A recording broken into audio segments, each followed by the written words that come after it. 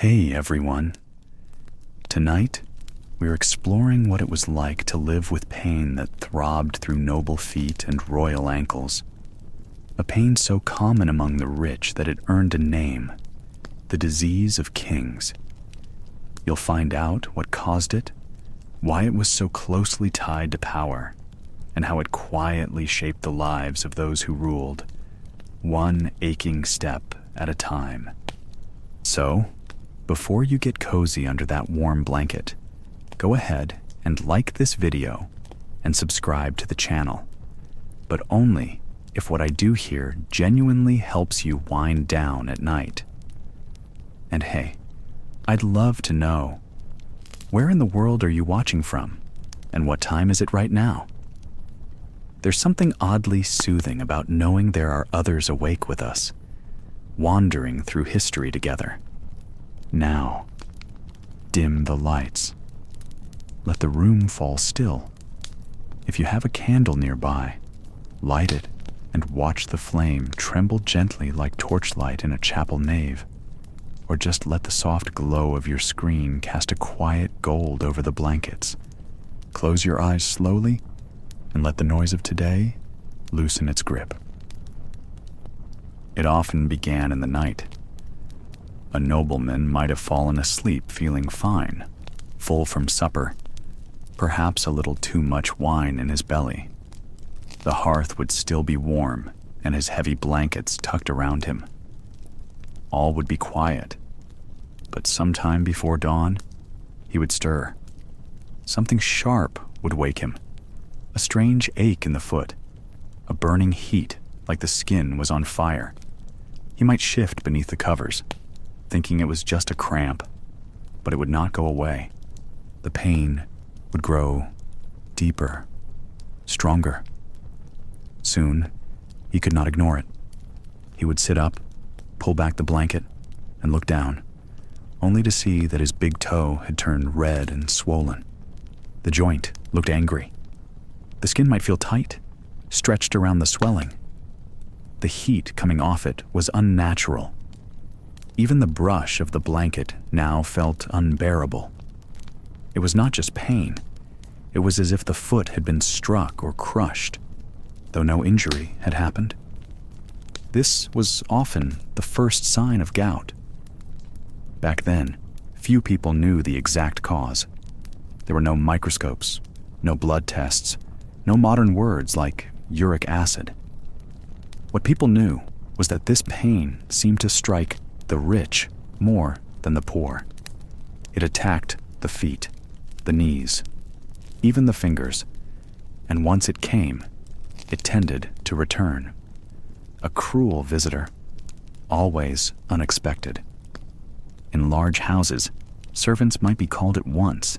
A sleepy steward would rush in with a candle, eyes wide. The master would be sitting upright, grimacing, foot raised, unable to stand.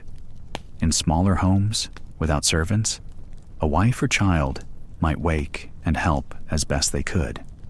They might try wrapping the foot in cloth or setting a basin of cool water nearby, but none of it would stop the pain. The burning would last for hours, sometimes days. The skin would become hot and tender. Even the softest touch, a breeze, a feather, might feel like a blade. It was hard to explain, hard to believe. How could such a small part of the body cause so much misery? For many, this first attack brought fear. Was it a poison? A punishment? Was it the result of bad meat? Too much wine? Too many rich sauces or sweet fruits? The explanations varied. Some blamed the stars. Others believed the body had too much blood, or bile, or heat, one of the four humors, out of balance. Many thought it was simply the curse of wealth, or the price of good living, and in some ways, they weren't far off. We know now that gout is caused by the buildup of uric acid in the body. The acid forms sharp crystals in the joints, especially in the cooler parts of the body like the toes. These crystals cause the burning, the swelling, the deep ache, that feels like broken glass under the skin. And yes, rich food, wine, and lack of movement make it worse. But in the medieval world, it was still a mystery. People only saw the signs, not the source. They saw noblemen limping through courts. Monks recorded strange complaints in dusty ledgers. His Grace could not rise today. Lord Edmund's toe was again inflamed. No council held, Sir Richard bedridden. Over time, those with gout would learn its rhythm. They would come to expect its visits. Some knew it would return with the changing of the seasons, with feast days, or after long travel. Others never knew when it would strike again. They only knew that, once it had come once, it would likely come again. There was no real cure, only rest, poultices, and patience. Those who had experienced their first attack might begin to change their habits. They might eat fewer meats, avoid ale or sweet wine, or try more walking. But many did not, or could not. Food was status. Wine was comfort.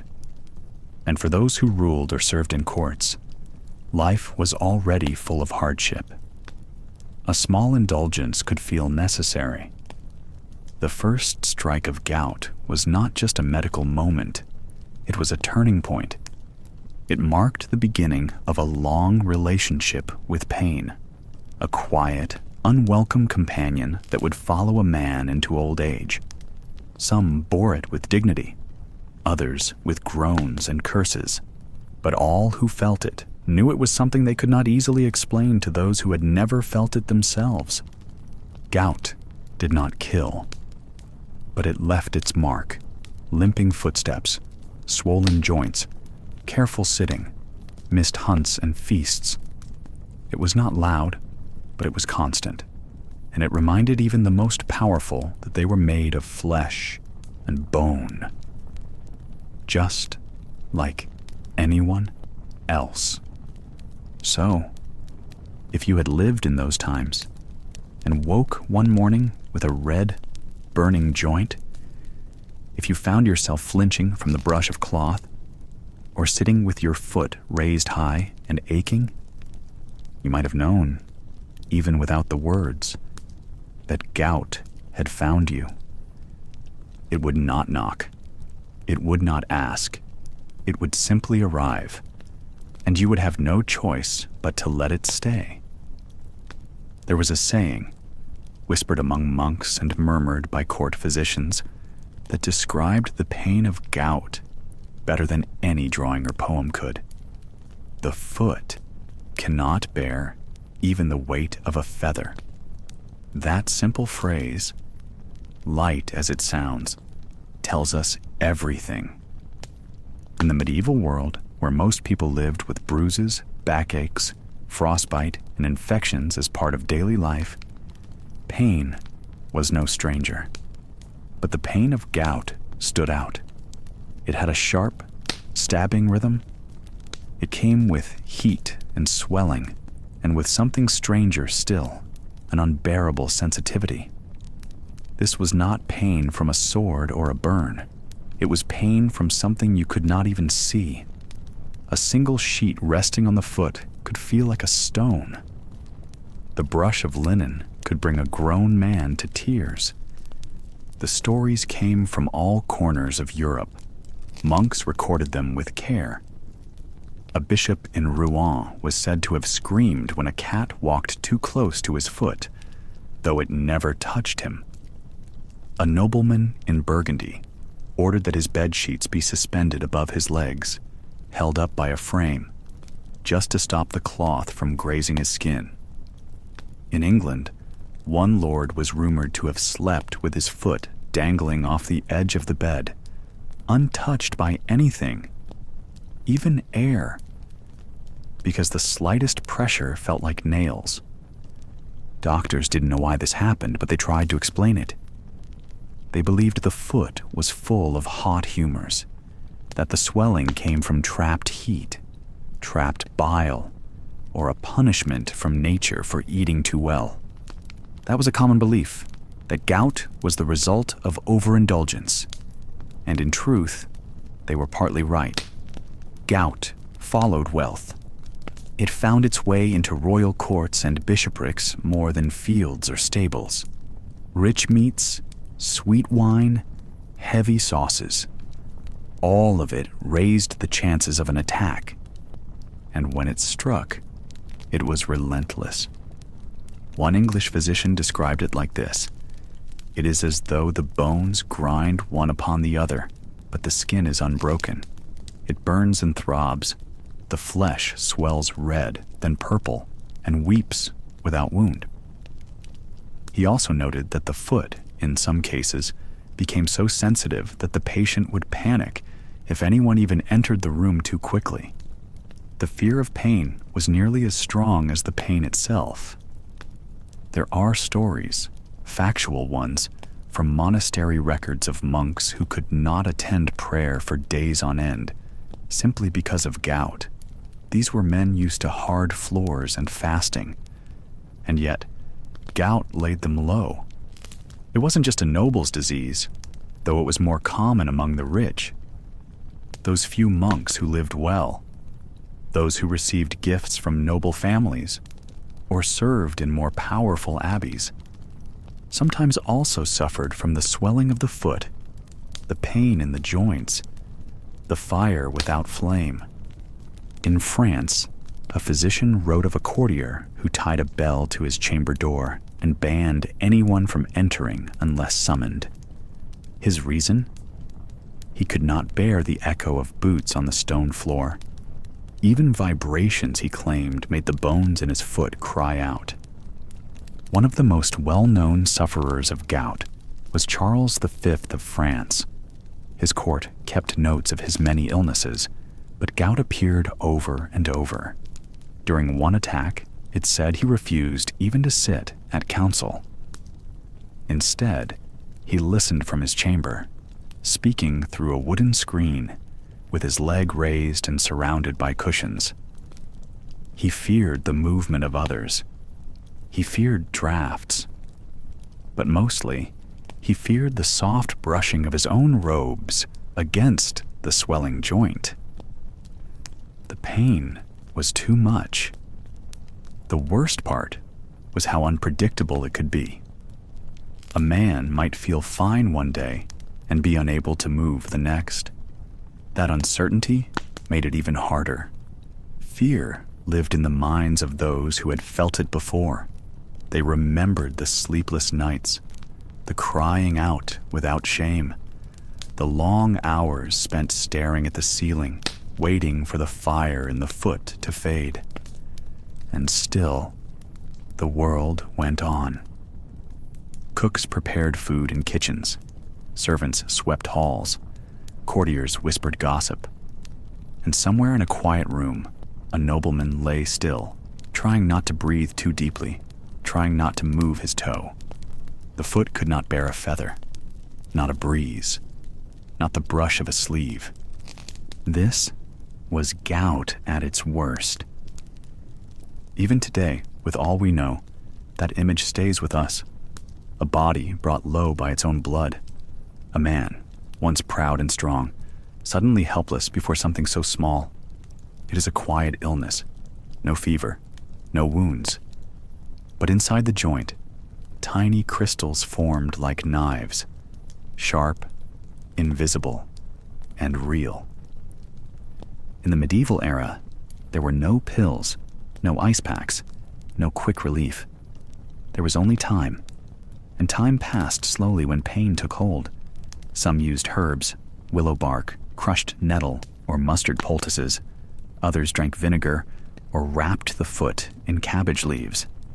Few of these worked, but they gave comfort in their own way. People believed, and sometimes belief helped ease the suffering. The stories of these men, those who winced at footsteps, who slept with feet in slings, who dared not move for fear of touch, have lasted because the pain was so real, so strange, and so common among those with power. Gout became known as the disease of kings, not because it was noble, but because even kings could not escape it. And when it came like a thief, quiet at first, then unbearable, and the poor foot could not even bear a feather. When a king fell ill in the medieval world, the whole court noticed. And when the illness was gout, everyone waited.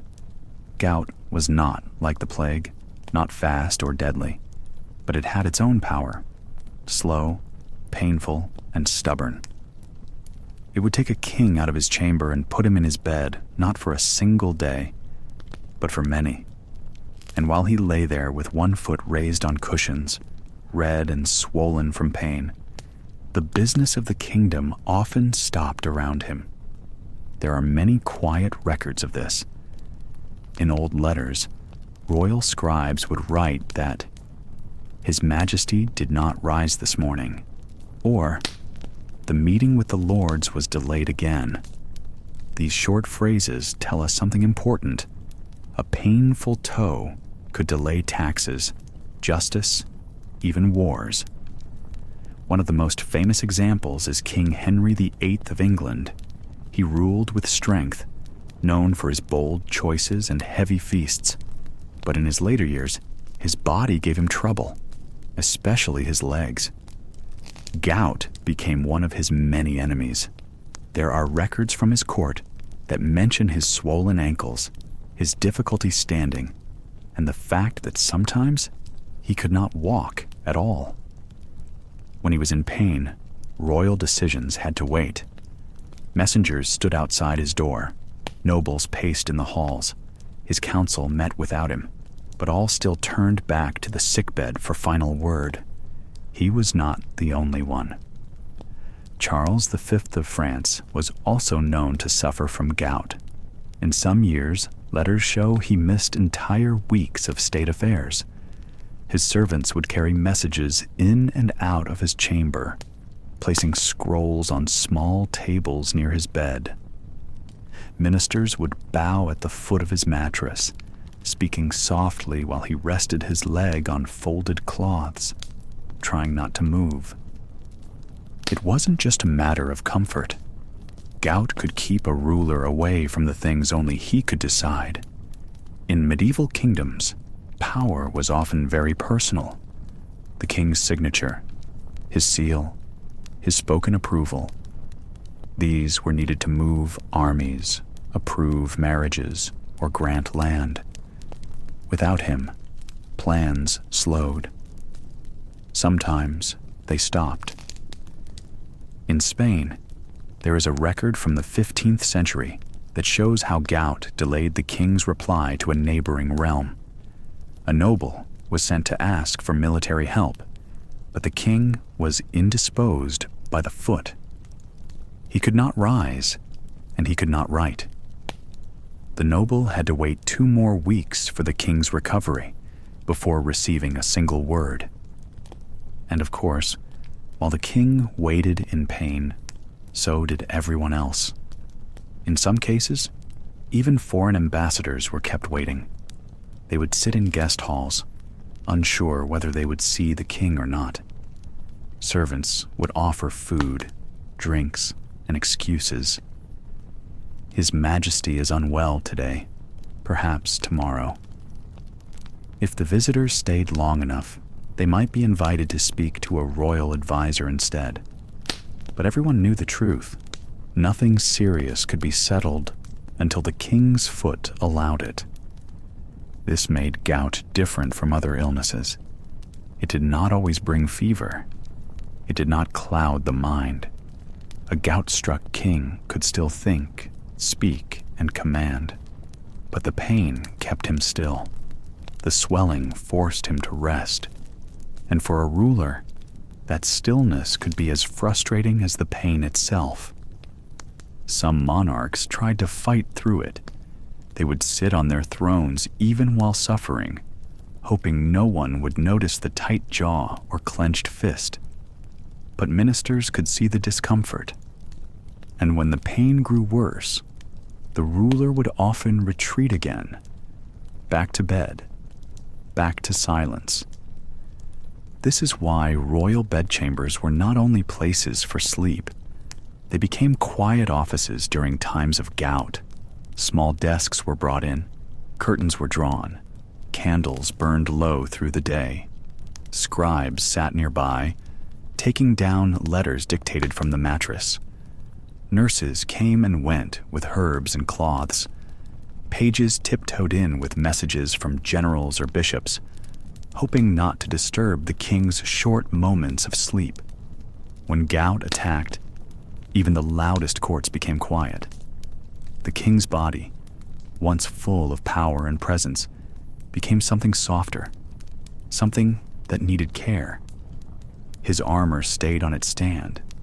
His boots went unworn, and for a time, his authority rested in words only, whispered from his bed. For the nobles around him, this was always a reminder. Power could be paused. Even the mightiest foot could swell like any other. Even kings were flesh and bone. Some used this time to gain favor. A visiting noble might bring a special salve or suggest a trusted physician. Others used it to push quiet decisions forward, hoping the king, tired from pain, might agree without too much debate.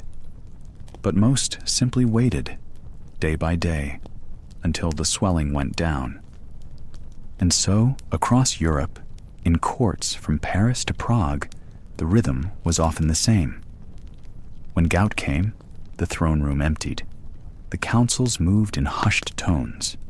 The crown still rested high, but the man who wore it lay low, foot wrapped in linen, voice low and steady in the shadows of his room.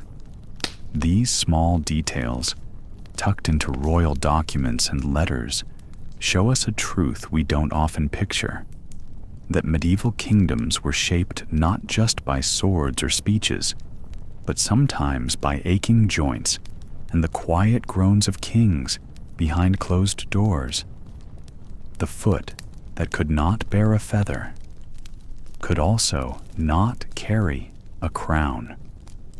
In the quiet halls of stone castles, where tapestries hung thick and the air smelled faintly of beeswax and herbs, something curious took root, an idea that pain, when caused by the right kind of illness, was a mark of pride.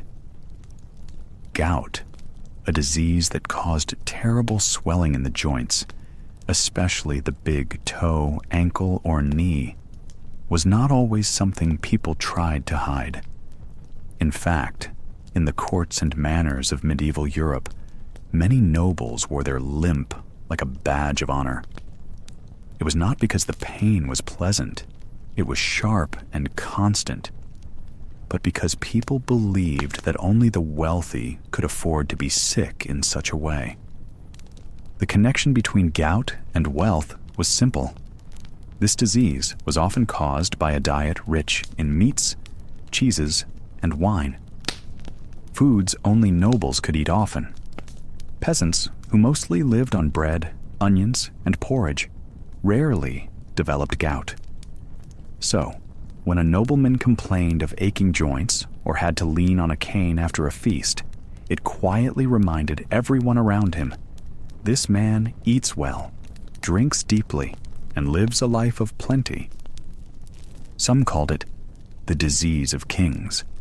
Others, more playfully, called it the rich man's revenge. But no matter the name, the message was clear. Gout was not just a sickness, it was proof that you belonged to the upper class. In portraits from the time, you might see a noble sitting with one foot wrapped or resting on a stool. His face is calm, maybe a bit pained, but his clothes are fine, and the food on the table beside him tells the real story. Writers and physicians of the day added to this idea. Some said gout came from good living, meaning too much food, too much wine, and too much comfort. Others believed that gout was a gift from God, given to nobles so that they would suffer a little, just enough to remind them of their humanity. In a strange way, this made it seem noble to hurt. It meant you were chosen. It meant your blood ran with privilege. There were even poems about it. Lines written in Latin or French joked that gout was the sign of a gentleman, or that it visited only those whose tables were always full. Philosophers debated whether the pain had a moral lesson in it. Was it a warning against gluttony, or a prize earned by a life of power? The answers were never clear, but the idea stayed strong. In noble households, when a family member began to show signs of gout, servants and physicians were summoned at once. A stool was placed nearby. Soft boots were worn. Walking sticks became part of a man's image. Not just a tool, but an accessory. Some were carved from fine wood or decorated with silver. A noble's limp became something talked about in whispers, not with pity, but with a kind of respect. Ah, they might say, he suffers from the gout, as if it were a title or a medal. Guests at feasts might even ask about it, nodding with sympathy and admiration. The sufferer would raise his goblet, wince perhaps, and say something clever about the cost of a good life. But behind the pride was real pain. Gout came in sudden attacks, often after rich meals or heavy drinking. The joint would swell, turn red, and feel hot to the touch. Even the lightest pressure, like the weight of a blanket, could be unbearable. Sleep became difficult. Movement was slow. Yet many nobles refused to hide it. To do so would be to deny its meaning. Some rulers became famous for their suffering. King Charles V of France was known to have terrible gout. So was Henry VIII of England. In letters, courtiers might mention how the king was laid low with pain, yet still managed to attend court or sign royal documents. The pain showed strength, they said. The endurance proved power. Of course, not everyone was proud of it. Some nobles quietly dreaded the attacks. They tried strange diets, herbal treatments, or prayers to saints known for healing. But still, many accepted the pain as part of their role. It was the price of fine dining, of silk robes, of authority. A noble who had never suffered a gouty foot might even be looked upon with quiet suspicion. Was he really living like a noble should? For noble women, the story was a bit quieter. Their pain was less public. Still, the idea held. A lady who limped delicately, who kept to her rooms with a touch of the gout, was not always seen with pity. She too had eaten well. She too lived the life that others dreamed of and suffered its hidden cost. Today, we know gout is caused by too much uric acid in the blood. We know it can be managed with medicine and diet. But back then, it was a mystery, a pain that came and went like a ghost, and yet somehow it was folded into the culture of the elite. Not just an illness, but a story, a symbol, a mark. In the long corridors of stone manors, as fires crackled and goblets clinked, you might hear the slow tap of a cane on the floor. You might see a nobleman ease into a carved chair, his foot resting gently on a cushion. Around him, servants moved quietly. At the feast, meats were carved, and wine poured freely. And though his joints throbbed with fire, he would smile, raise his cup, and speak proudly of the pain that came only to those who had truly lived well. To understand gout, you have to look at what was on the noble table. First, there was meat, lots of it. While a peasant might eat meat a few times a year, nobles had it often, every day, sometimes at every meal. Red meats like beef and venison were popular among lords. Fatty cuts, roasted birds, whole pigs, even fish, fresh or salted, appeared in great amounts. These foods were considered rich, not just in taste, but in how they affected the body. Then there was cheese. Soft cheese, hard cheese, strong-smelling cheese kept in the cool corners of the manor. Cheese was eaten with bread or added into cooked dishes. Along with butter and cream, it made meals heavier, thicker. Nobles believed these foods gave strength. Doctors, though, started noticing something else. These foods seemed to make the pain worse. And of course, wine. Red and white, warm or cool, wine flowed at every table where wealth was found. In some households, wine was safer than water, which could be full of dirt or disease. But nobles didn't drink wine just for safety. They drank it for pleasure. Strong wines were favored, imported when possible, and spiced with cinnamon or cloves to impress guests. It was not unusual for a lord to drink several cups during the day, and more at night. So how did these foods lead to pain? In medieval medicine, people believed in the balance of 4 humors in the body: blood, phlegm, yellow bile, and black bile. If these humors fell out of balance, illness followed.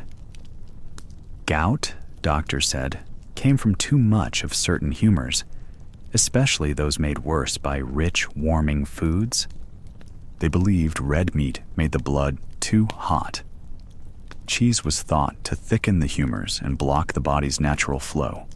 Fish, especially oily fish, was blamed for building up moisture in the joints. And wine, especially red wine, was considered heating and drying, which stirred the blood and pushed it into the limbs. It was said to ignite pain deep in the bones. The symptoms of gout fit this belief. The pain came suddenly. A nobleman might go to sleep fine and wake up with a foot swollen, red, and burning. The big toe was often the first place hit. Some thought it was because blood settled there during rest. Others blamed sitting for too long or sleeping too near the fire. But again and again, the same foods were blamed: meat, cheese, fish, and wine. In truth, gout is caused by a buildup of uric acid in the blood. When this acid forms crystals in the joints, it causes sharp pain and swelling. Modern science shows that red meat, seafood, alcohol, and rich dairy can raise uric acid levels. So, in a way, medieval people weren't entirely wrong. They didn't know about uric acid, but they noticed the patterns. Still, their understanding was mixed with superstition. Some believed gout was a punishment for greed. Others saw it as a noble disease, almost a badge of wealth. After all, only those who ate well could suffer from it. Peasants had other problems: hunger, infection, and hard labor, but few suffered gout. The rich man's limp was a sign he had feasted too much. And oddly, that made it acceptable. Doctors often advised nobles to fast or eat lighter meals. Some were told to drink water or thin ale instead of wine. Others were given bitter herbs to balance the humors, things like wormwood, nettles, or fennel. But these were suggestions, not strict rules. Many nobles found it hard to give up the foods they loved. After all, what was the point of being rich if you couldn't enjoy your feast? Even kings suffered. King Charles V of France was known to have terrible gout. So did Henry VIII of England, whose large meals and sweet wines likely made it worse. Some monarchs couldn't walk without pain, yet still held court from their chairs, dressed in silks and velvet. The pain was hidden under layers of pride. Servants and scribes often wrote of these struggles. There are letters from noble households asking for cooling foods or healing waters. Some nobles traveled to spa towns hoping the warm springs would ease their joints. Others paid apothecaries large sums for secret cures. Most found only brief relief. The pain always came back, like a shadow that followed the feast. Over time, gout became more common in noble families. Some doctors even thought it ran in bloodlines, passed from father to son. This was partly true. Diet and wealth stayed in the family. So did the habits of overeating and drinking. Even as some tried to change their diets, the rich foods always returned to the table. And so the cycle continued. Roast meat, ripe cheese, a goblet of wine, followed by a sleepless night and a red, swollen foot. Rich food, rotten luck. Today, gout is treated with medicine and diet, but in the Middle Ages, it was something to be endured. A hidden ache beneath golden rings and royal robes. The sun was just rising behind the high stone walls of the manor. A soft, golden light spilled over the tapestries and cold flagstone floors. The chamber was quiet, save for the faint rustle of servants starting the day. In the bed, high and heavy, with carved oak posts, the nobleman stirred. He did not rise quickly. He could not. His right foot throbbed again.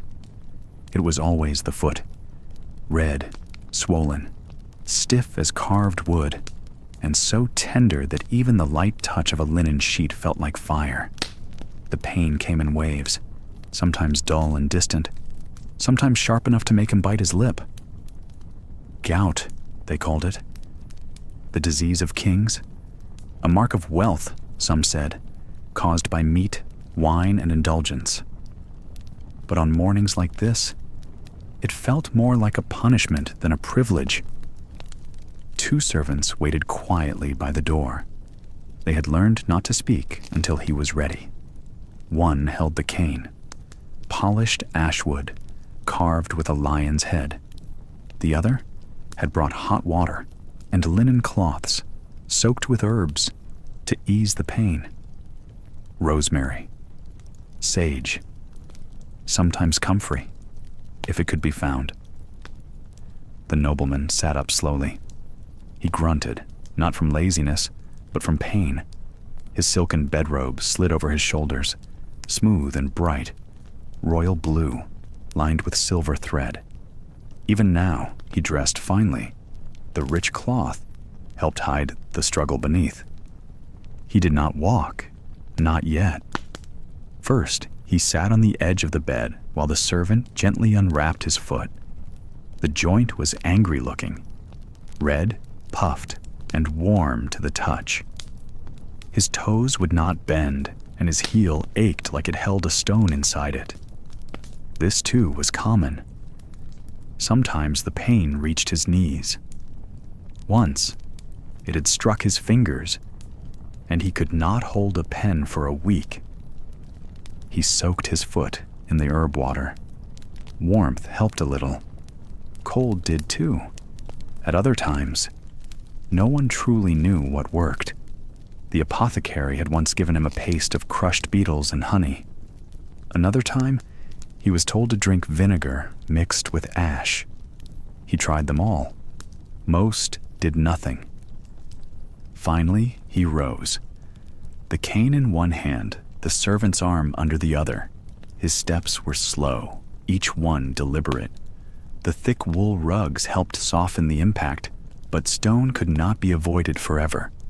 It waited beneath every hallway, unyielding and hard. He made his way to the solar, where morning light warmed the glass windows. There, his chair waited, high-backed, padded, and near the hearth.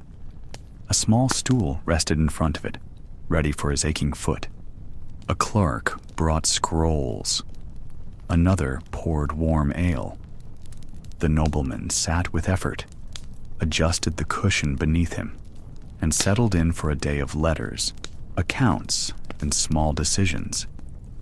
He could not ride out anymore. Hunting was beyond him. Even the short walk to the garden was now a task to be planned and endured. So, he ruled from the chair, gave orders through scribes, and listened closely to the gossip of the court. He stayed silent when others boasted of their strength. He smiled when younger men bowed low and whispered that they hoped to earn his wisdom someday.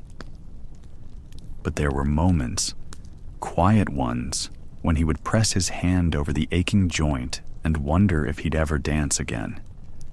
He remembered once moving swiftly across the great hall, boots polished, sword at his hip, laughter in the air. He had not limped then. His robes had not hidden anything. Now he leaned forward slowly and took the cup from the servant. He sipped the warm ale and looked at the fire. Somewhere outside, he could hear the clang of iron from the forge, the sharp call of stable boys, the flutter of birds. The world moved quickly beyond the walls, but in here, he moved carefully. Meals were simple these days. Bread soaked in broth, soft cheese, boiled greens. The physician had warned against red meat, salt, and too much wine, but old habits died hard. A bit of roast at dinner, a cup of wine in the evening. It was hard to give up the things he had always enjoyed, the very things, perhaps, that had brought on the pain. In the afternoons, he sometimes dictated letters. Sometimes he simply sat and listened to the fire crackle. A minstrel would come, pluck at strings, sing of war and love and honor. The nobleman smiled politely, but his thoughts drifted often to his foot, his knee, the ache that waited just under the surface.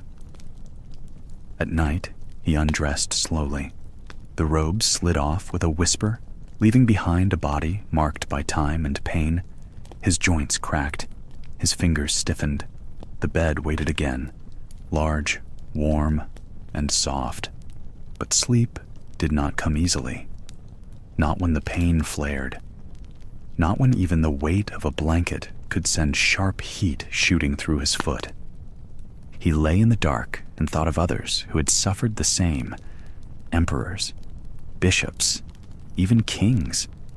Some had ruled through it. Some had begged for healing in monasteries. Some had died in their chairs, alone and aching. He did not fear death. Not quite. But he did fear the slow weakening, the steady retreat from life. Still, morning always came.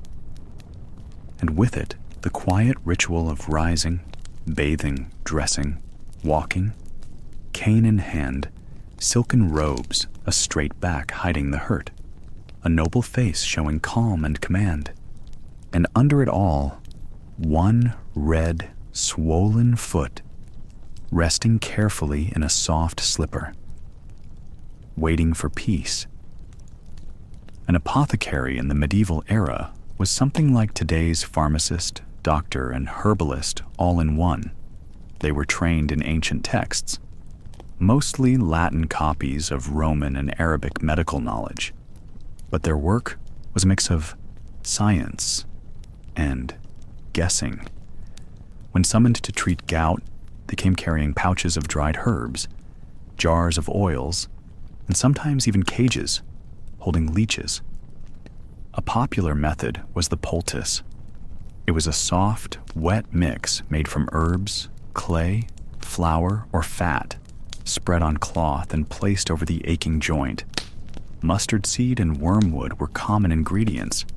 They burned slightly and were believed to draw out the bad humors, the body's four fluids that, when out of balance, were thought to cause illness. Sometimes the poultice would be hot, other times cold. But always it smelled strong and left the skin red and raw. Leeching was another frequent choice. The belief was that the body had too much blood, and letting some out would restore balance. Leeches were placed around the swollen joints.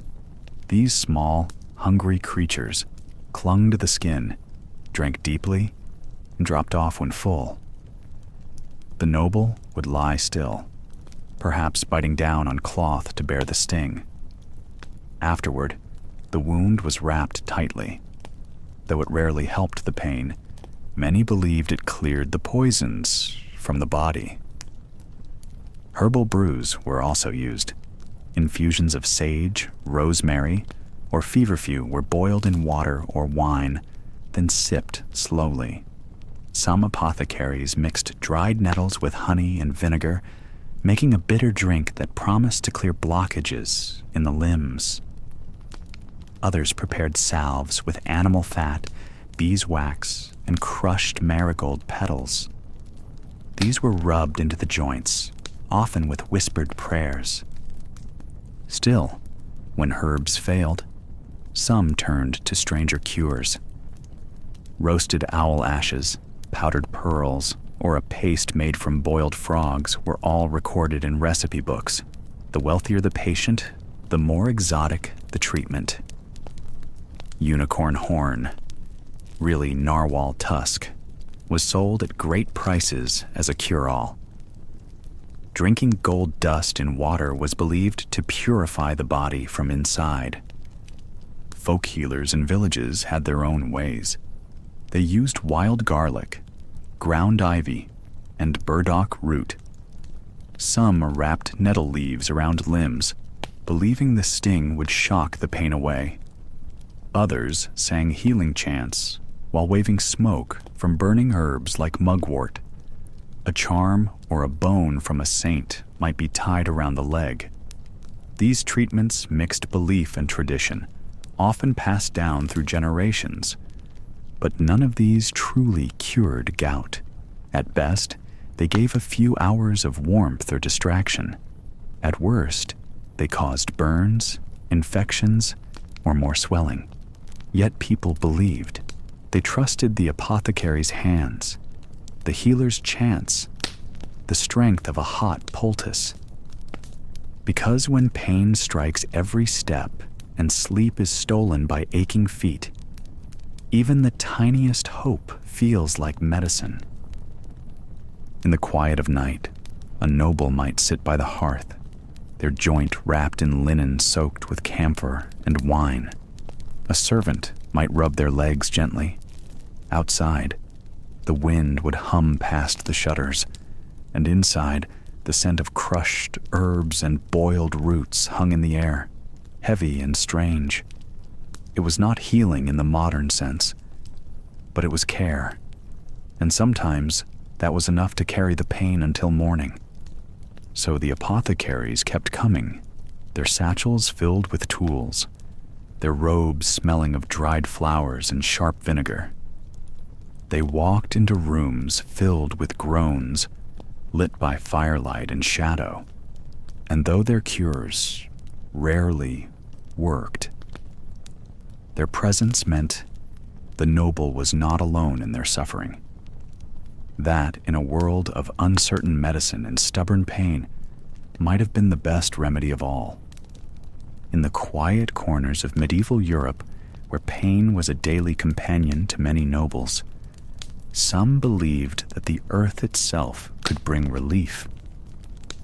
When joints swelled and feet throbbed, when fingers stiffened and knees refused to bend, people turned to the warmth of water and the weight of stone. These were the tools of healing, not sharp blades or bitter medicines, but heat, touch, and belief. For those with gout, the pain often came without warning. A toe would swell in the night, a hand would seize up by dawn, and once it started, the pain could last for days, sometimes weeks. The poor could do little but endure, but the rich had options. They had horses to carry them, gold to spend, and enough servants to draw water, light fires, and help them bathe. One of the most common treatments for gout was the use of thermal baths. These were natural hot springs, pools where warm water rose from deep underground. Many of these springs had been known since Roman times. The ruins of old bathhouses still stood near them. Broken stone walls, moss-covered steps, and carved channels that once carried steaming water. In towns like Bath in England or Baden in the German lands, nobles would travel great distances to soak in these waters. Sometimes they were carried in covered litters. Other times they rode in carriages, groaning with each bump in the road. The journey was part of the ritual. Pain had to be endured before healing could begin. The bathhouses themselves were quiet places. Stone walls held in the heat. Steam curled through the air. Light came from high windows or flickering torches.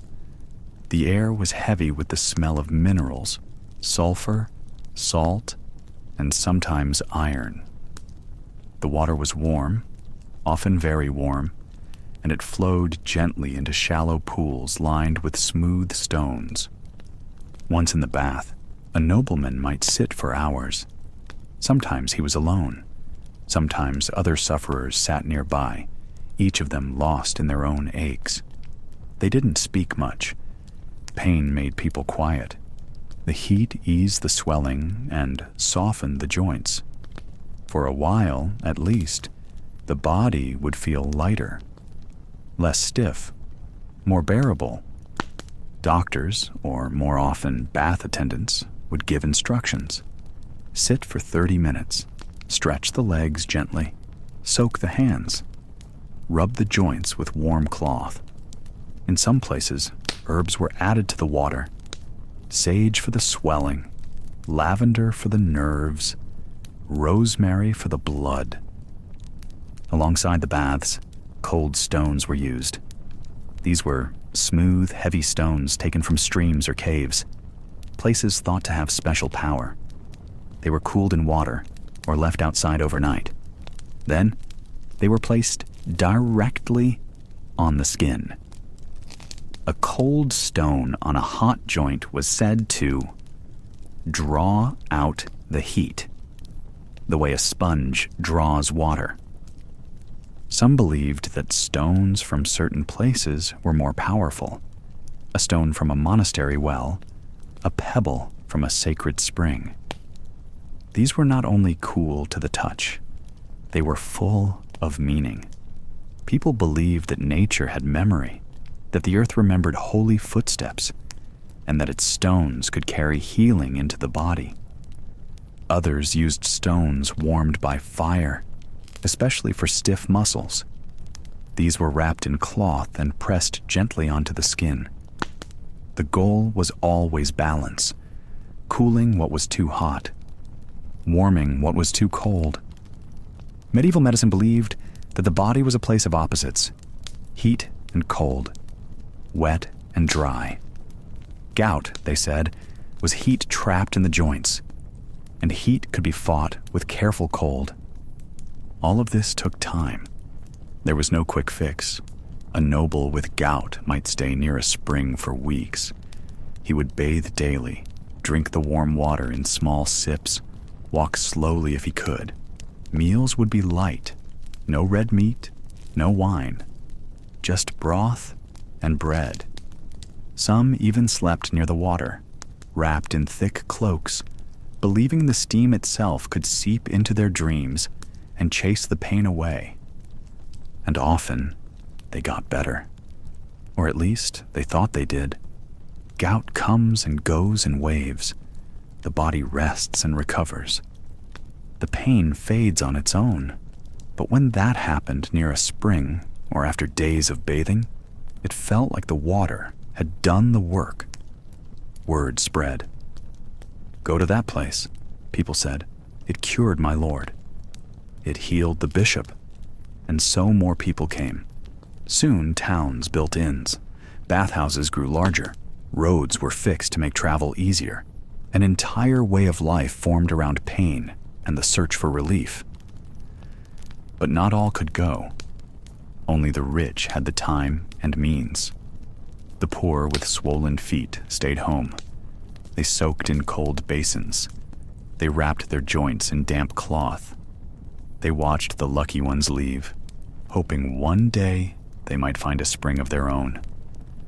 And even for the rich, pain always returned. The swelling came back. The joints grew stiff once more. But they had found something in the baths. If not a cure, then a pause, a place to sit, a moment of ease, the sense, however brief, that the body could feel whole again. In that time, belief mattered. The warmth of water, the coolness of stone, the silence of a room where no one asked anything of you. That was medicine too. The spring might not carry away the sickness forever. But for a while, it let people breathe. And so they returned, year after year, limping along the same muddy roads, in search of heat beneath the earth and quiet between the bones. The throne room was quiet in the early morning, except for the slow shuffle of footsteps on cold stone. Before the courtiers arrived, before messengers came with letters from distant lands, a king would often begin his day with pain. Gout did not wait for ceremony. It crept into the toes and ankles, then moved to the knees. It made each step feel like fire. And yet, the kingdom did not pause. In the Middle Ages, rulers were not spared the burdens of the body. Gout was called the disease of kings, not only because it was common among the rich, but because it often struck those who sat on thrones. These were men who ate rich food daily, roasted meats, cheese, and spiced wine. They lived well, but they also paid for it in pain. One of the most famous kings to suffer from gout was Charles V of France. He was called Charles the Wise. He ruled during the 14th century and was known for his learning and calm judgment. But by his later years, gout had made him slow. His legs swelled, and he walked with difficulty. Even so, he continued to meet with advisors, sign treaties, and make decisions that shaped Europe. He simply did it while sitting, his feet raised, his face set in quiet endurance. Another example was Holy Roman Emperor Charles V, several centuries later. He too was burdened by gout. At one point, he could no longer mount a horse.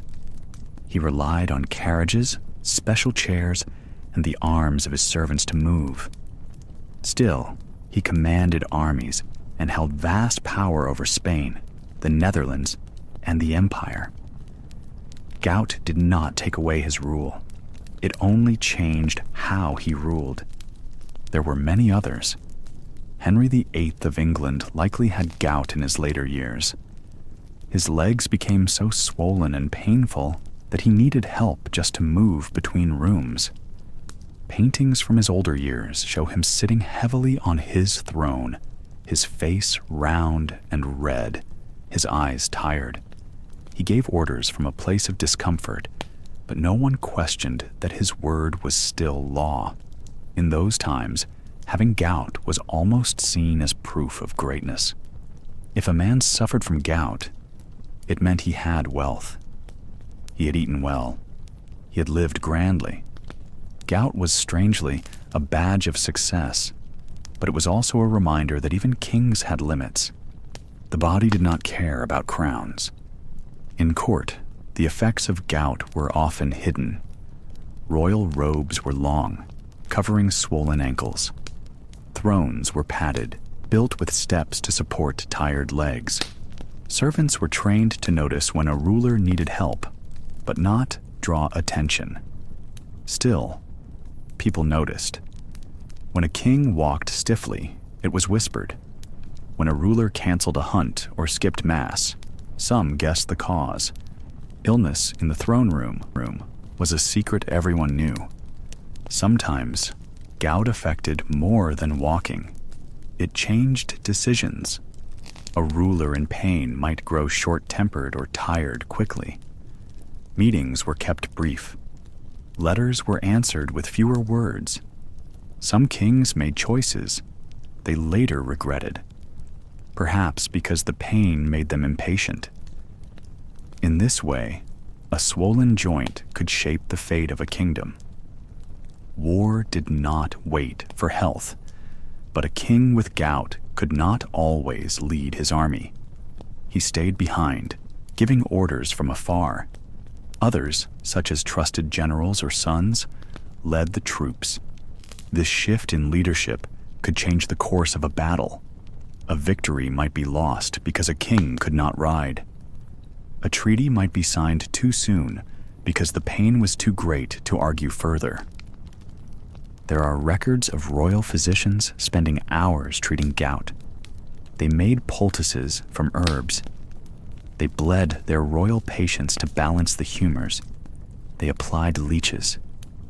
They brewed strange drinks made from vinegar, nettles, and crushed bones. None of it worked very well. Still, the physicians were paid and praised because the king had to believe someone could help. In private moments, rulers likely felt the weight of their condition. They may have wondered why their own body betrayed them. Some may have prayed for healing. Others may have turned to drink, which only made the problem worse. But they endured. That is what kings were expected to do. And yet, in their endurance, they remained human, the same as any man limping through the village, the same as the merchant who could no longer climb stairs, or the monk who could not kneel to pray. In this way, gout was a quiet equalizer. It reminded even the most powerful that pain came for all.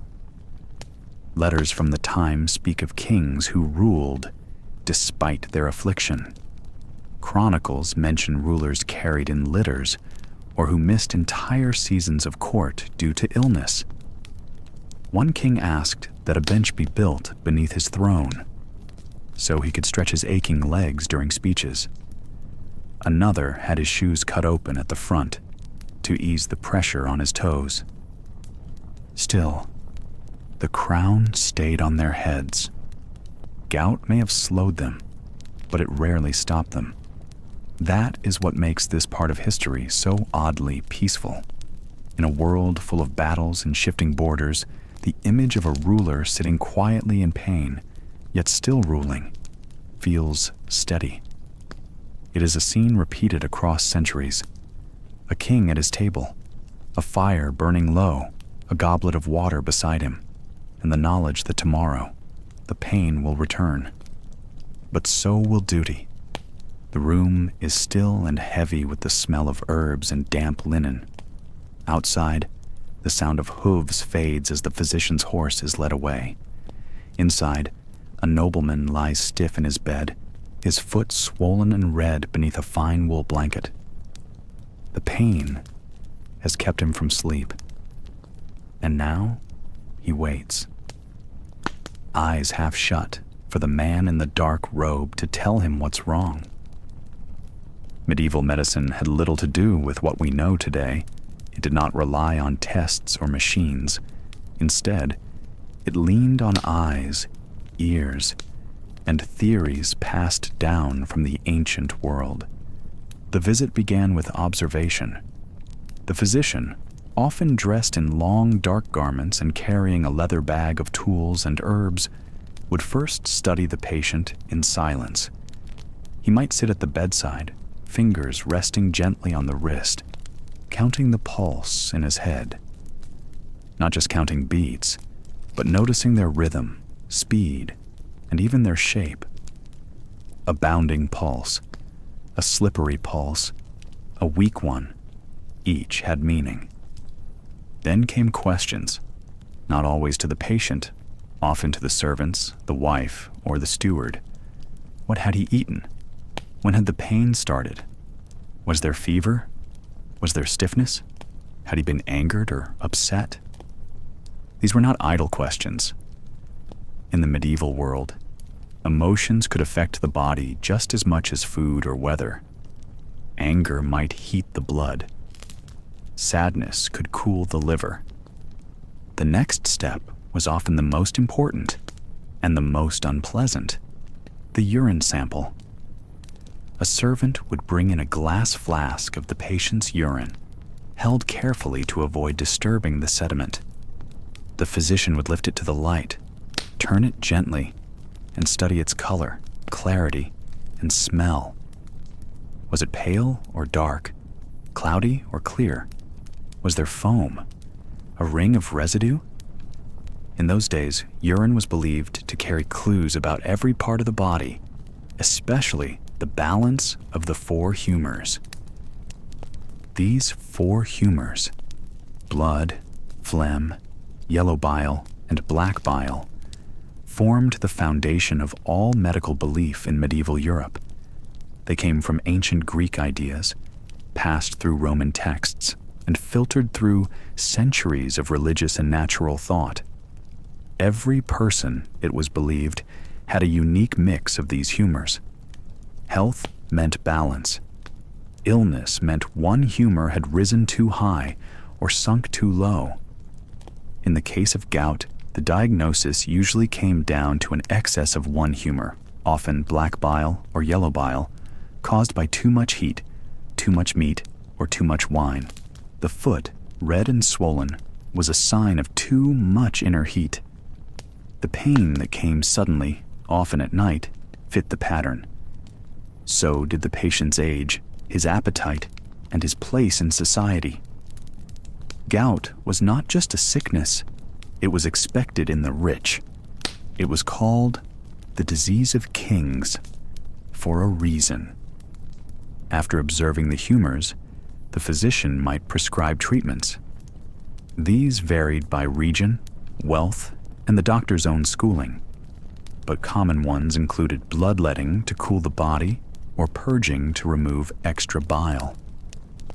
Leeches were sometimes used, so were herbal salves, foot baths with vinegar and rosemary, and strict diets of bland porridge and barley water.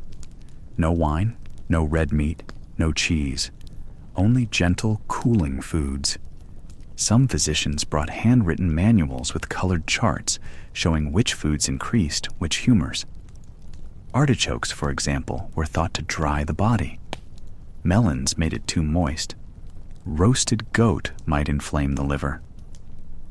These guides were treated almost like holy books, consulted and quoted with great care. Yet despite all the reading and theory, there was little real relief. The nobleman with gout often found that his pain came back again and again, no matter what herbs he drank or blood he gave. Physicians themselves were not always men of science in the modern sense.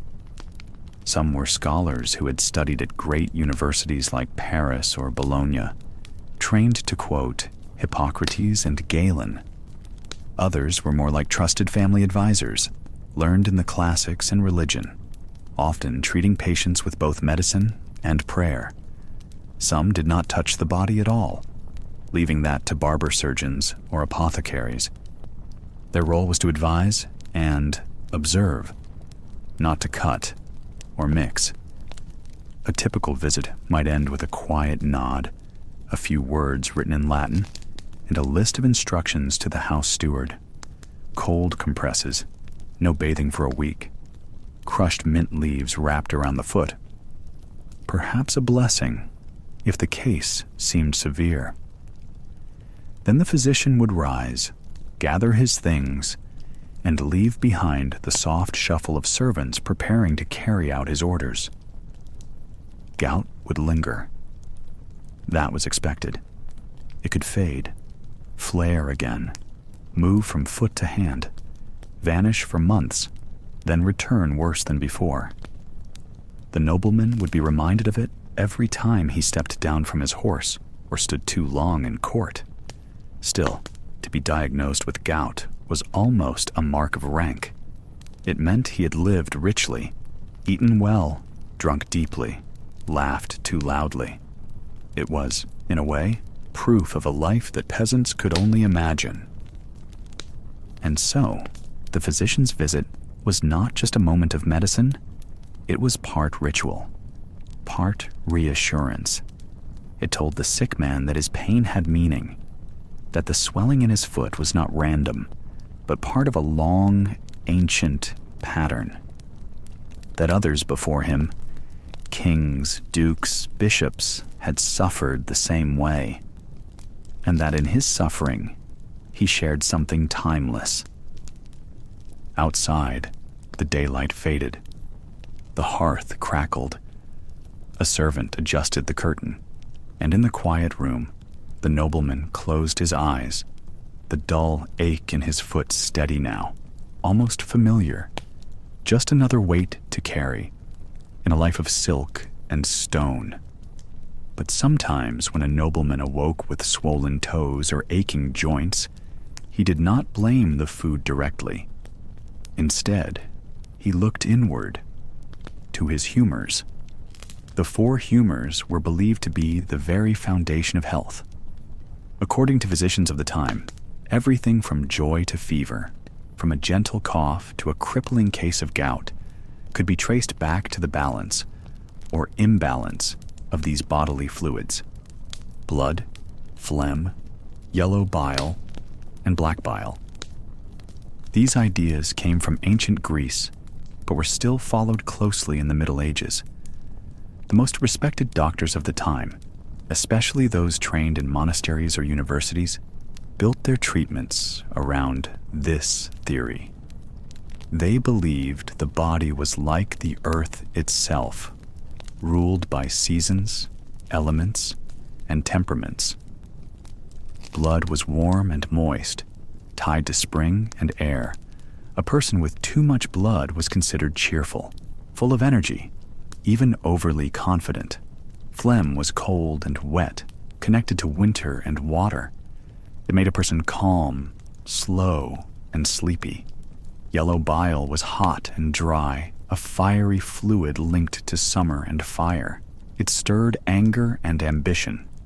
Finally, black bile was cold and dry, like autumn and the element of earth. Too much of it could cause sadness, fear, and deep thinking. For the medieval mind, health meant harmony. The four humors had to be balanced within the body. Too much or too little of any humor could lead to illness. So when a nobleman winced in pain from gout, physicians didn't think of uric acid crystals, as we do now. They believed his humors had shifted.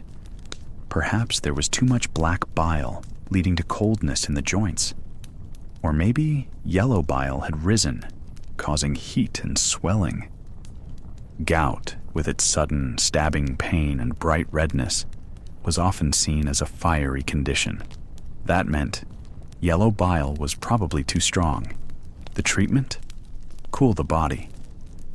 Doctors advised drinking calming herbs, bathing the feet in cold water, or applying clay to draw out the heat. Some even suggested eating more cucumber or lettuce, which were thought to have cooling properties. Sometimes, the opposite was believed. If the patient seemed pale and sluggish, the problem might be too much phlegm, a cold humor. Then, the physician would try to warm the body instead. He might recommend spiced wine, hot stones, or even a mustard foot soak. The idea was always to bring the humors back into balance. Bloodletting was another common cure. If the physician believed the body held too much blood, a common view when the face was flushed or the veins felt full, they would open a vein, often at the arm or ankle. This practice was believed to release the excess humor and calm the body. Leeches were sometimes used for this as well. They would latch onto the skin, and drink just enough to relieve the imagined imbalance. Medieval physicians also linked humors to personality. A person with gout might be described as choleric, quick to anger, proud, and ambitious. This made sense in a world where gout was common among nobles and kings. Their lives were full of rich food, wine, and stress. Their strong tempers matched the swelling in their feet. Diet played a central role in this system. Every food was assigned a humor. Red meat was hot and dry, increasing yellow bile.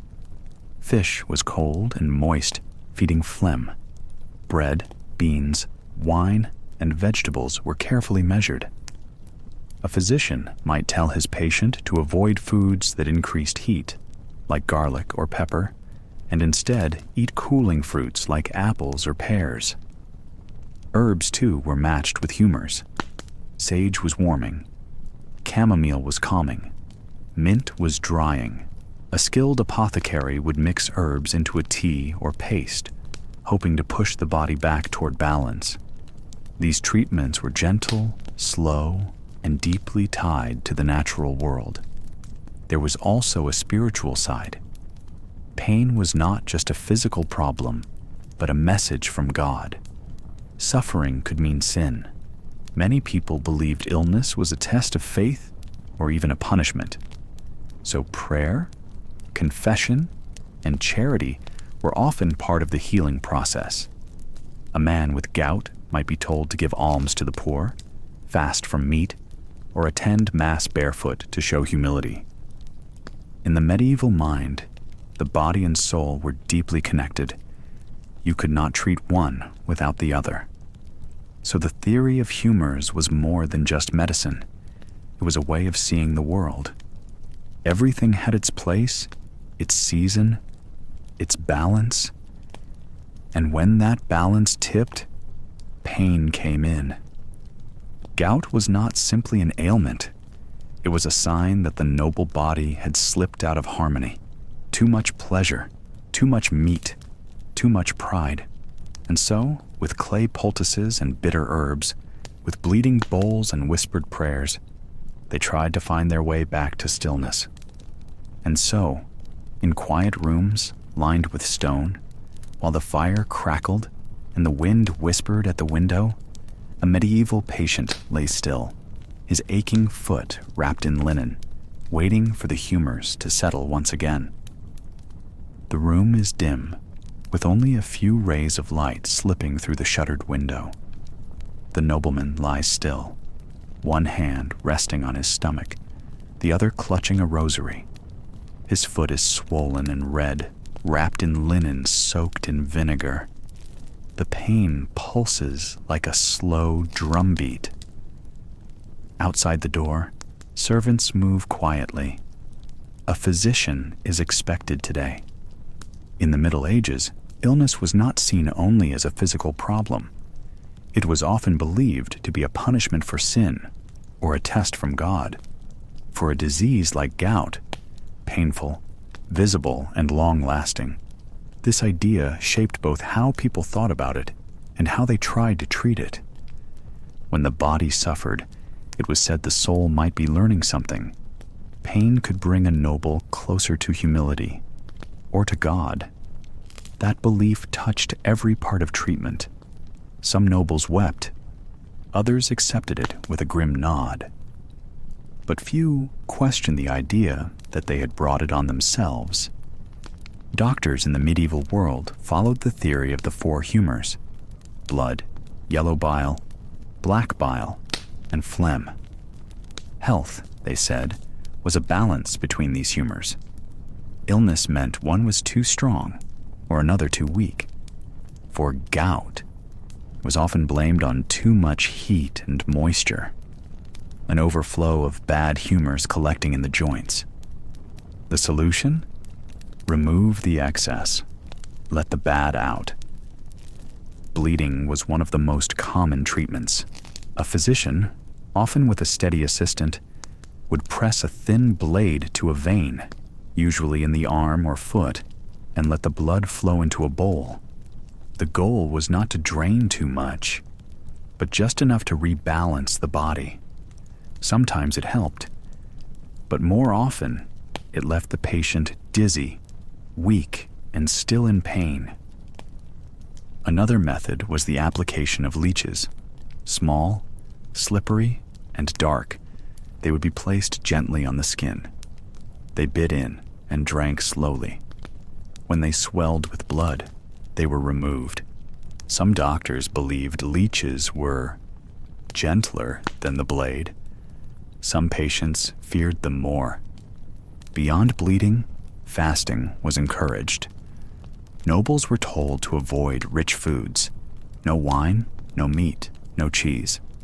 Sometimes they were fed only barley water or weak broth.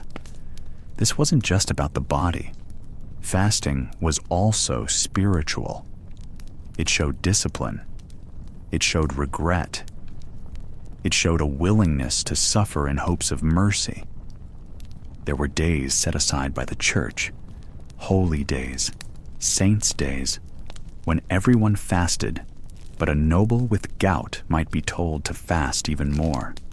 Not eating was seen as both medicine and prayer. The emptier the stomach, the cleaner the soul. Alongside these treatments came religious rituals. A priest might visit, blessing the sick room with holy water or offering confession and communion. Candles burned beside the bed. Psalms were read aloud. Sometimes a relic, a piece of a saint's bone or cloth, was brought in, believed to carry healing power. It might be pressed to the swollen foot, or tied with ribbon and placed nearby. Pilgrimages were another kind of cure. Some nobles, when they could bear it, traveled to shrines. The road was hard, the pain constant. But reaching a holy place, a chapel in the hills, a tomb believed to hold miracles, was thought to help. For many, the journey itself was the prayer. Back in the manor, servants played their part. They warmed towels, boiled herbs, and fetched water. They stood beside the noble's bed in silence, waiting for orders. Some nobles suffered quietly, others shouted with every pulse of pain. But all were watched. All were cared for. Women in the household, especially older ones, had their own cures. Comfrey for swelling, mustard poultices, chamomile tea to calm the mind. These home remedies didn't replace the physician, but they were trusted. They came from memory, from mothers and grandmothers, passed down through hands, not books. Some physicians brought books, though, leather-bound, filled with notes, drawings, and long Latin names. They flipped pages carefully, frowning, as if one paragraph might hold the key to ending the pain. Most of the time, it didn't. Treatments changed depending on the season. In winter, warmth was important. Wool blankets, heated stones, and baths with herbs. In summer, cool cloths and damp cellars. But the pain was always there. Sharp, constant, humbling. For the noble, the worst part was often the waiting. Waiting for pain to ease. Waiting for a visit from a trusted doctor. Waiting for the next holy day when a blessing might arrive. Sometimes it eased on its own. Other times, it lingered for weeks, even months. And so they fasted. They bled. They prayed. They whispered to saints in the dark. They listened to the chapel bells. They watched the fire burn low and wondered what lesson God wanted them to learn. Today, we look at these treatments and see how little they helped. But in that time, they were all that people had. Tools shaped by faith, by hope, and by old beliefs. When the physician finally entered the noble's room, he brought with him a quiet respect, not just for the illness, but for the ritual, the rhythm of suffering, of care, of waiting. The noble nodded, tired but steady. The physician rolled up his sleeves, opened his leather bag, and lit a small candle. Outside, the chapel bell rang again. The day moved slowly on, and inside, the pain remained. Familiar, unwelcome, but somehow expected. In the quiet halls of a noble house, when the feasting had ended and the laughter faded, the sick remained. Gout was not loud like the sound of swords, or grand like a royal hunt, but it stayed longer. It clung to joints and curled up in ankles and toes, especially in the bodies of those who had lived richly. And when the pain returned, as it always did, someone had to sit beside them. That someone was rarely the physician. Instead, the task often fell to quieter figures, those whose work began when the halls went dim. There was the almoner, the monks, the herbal women from nearby villages, and the trusted servants who knew how to lift a leg gently without drawing a cry. These were the caretakers of the medieval sick room. They did not write books. They were not painted in portraits. But they stayed when others did not.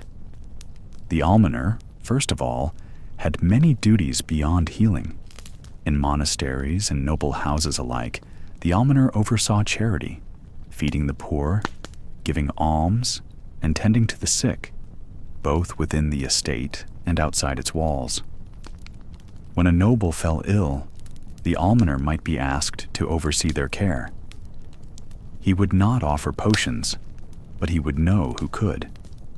He might speak softly to remind the noble that suffering could be a form of penance. He might also read prayers at the bedside, reminding the patient that sickness was often seen as a test of faith. Then there were the monks, especially in religious houses with infirmaries. Monks tended to the sick as part of their service to God. They had learned basic healing, not from universities, but from older monks before them, and from time spent in herb gardens. They knew which leaves eased swelling, which roots could be boiled for pain, and which poultices might soothe an inflamed joint. They worked quietly, rarely speaking more than needed. They prayed as they crushed herbs and folded linens. Some nobles, too proud to travel to monasteries, would call on monks to visit their homes. These visits were often brief but meaningful. A monk might wrap a cloth soaked in elderflower water around a foot, or mix vinegar and honey as a simple tonic. Their treatments didn't always work, but the care mattered. And the belief that pain could be offered up to God often gave the noble some comfort. But not all care came from the cloister. In many places, healing was in the hands of herbal women, older villagers, sometimes midwives, who had learned remedies from their mothers and grandmothers. They had no titles, but their knowledge of plants was deep. They knew the root of comfrey helped with swelling, that marigold poultices brought warmth, that soaking feet in warm brine might ease stiffness. These women, often called in quietly, worked at the edges of noble life. Their hands were worn. Their baskets carried dried flowers, wrapped leaves, and small flasks of oil. They didn't promise miracles, but they offered relief. They would rub aching joints with ointments made from animal fat and mint. They'd brew teas from chamomile or nettle, and they would stay through the night, watching for fever, fetching fresh cloths, or simply listening as the noble groaned in sleep. Still, the work of daily care most often fell to trusted servants, not healers by training, but helpers by necessity. These were the ones who carried the warm water for soaking feet, who fluffed the pillows and turned them to the cool side, who rubbed limbs gently at dusk and again before dawn. They lit the candles when pain kept the noble awake. They knew when to speak and when to be silent. Their names were rarely recorded, but they were always near. Some nobles were kinder than others. Some were grateful for the care and gave gifts. Extra food, a coin, even warm clothing. Others barked and groaned, too proud to thank those who kept them clean and clothed, while they could not rise from bed. But the servants stayed, because no one else would. In the background of all this were the small things, the herbs drying on hooks near the hearth, the cloths soaked in vinegar, the slow steps of an almoner walking down the stone corridor with a psalm book in hand. The fire burned low. The sick room always smelled faintly of sweet herbs, sweat, and linen. The noble's foot, wrapped and swollen, rested on a pillow filled with wool. Sometimes, when the pain eased for a few days, the caretakers stepped back. But they were never far. Gout, like many illnesses of the rich, came in waves. A fine feast might bring it back. A long ride might stir it again. When it did, the same quiet figures would return, without ceremony, without praise.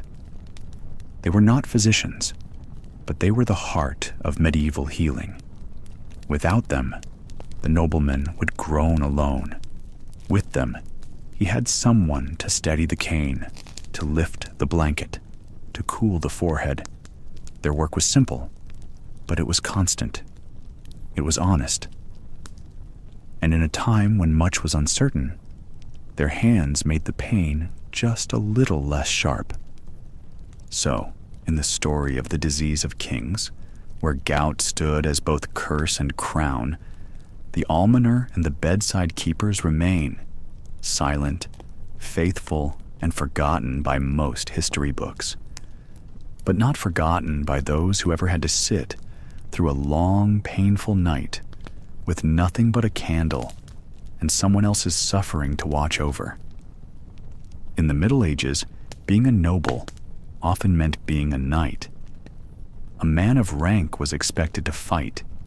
He was trained for it from a young age, taught how to ride, how to hold a sword, how to wear armor that could weigh over 60 pounds. War was not just a duty. It was a way to earn respect, land, and honor. But for those who developed gout, the painful swelling in the feet, ankles, or knees made battle almost impossible. Gout didn't strike suddenly on a single battlefield. It came slowly, often in the form of burning joints that flared up without warning. One day, a knight might be hunting with his men. The next, he could barely climb onto his horse. In the worst cases, the pain made walking hard, even at home. Now imagine trying to fight with a sword, carry a shield, and stay upright in a muddy field when your toes feel like they are on fire. Many nobles who suffered from gout had no choice but to stop fighting altogether. Some tried to hide their condition for as long as they could. They didn't want to be seen as weak. But medieval warfare was not forgiving. Battles required full strength. Knights had to ride long distances, sleep in tents, and march through thick mud and cold rain. They needed to charge forward when the order was given, without hesitation. If a man couldn't move fast, he could die. And if he fell behind, others might die trying to protect him. This was one reason why gout quietly ended many military careers. Even if a noble still held his title, he might retire from the battlefield early. He could still command troops or fund campaigns, but he would no longer lead from the front. Instead, he stayed behind, watching from camp or giving orders from a chair. The armor itself made the situation worse. A full suit of plate armor was heavy and stiff. It pressed against the joints, and every step required effort. For a man with gout, just getting dressed for battle could be painful. The tight fit around the ankles or knees could turn a minor flare-up into agony. Even those who managed to fight through the pain risked injury or infection, as gout-swollen joints were more vulnerable to damage. Historical records mention several high-ranking nobles and rulers who suffered from gout and could no longer fight. Some kings had to be carried in litters because they couldn't walk to court. A few still appeared on the battlefield in name, but left the actual fighting to others. Their reputations as warriors faded, and their enemies often saw their illness as a sign of weakness. In a time when strength and skill in combat were part of noble identity, losing that ability came with shame.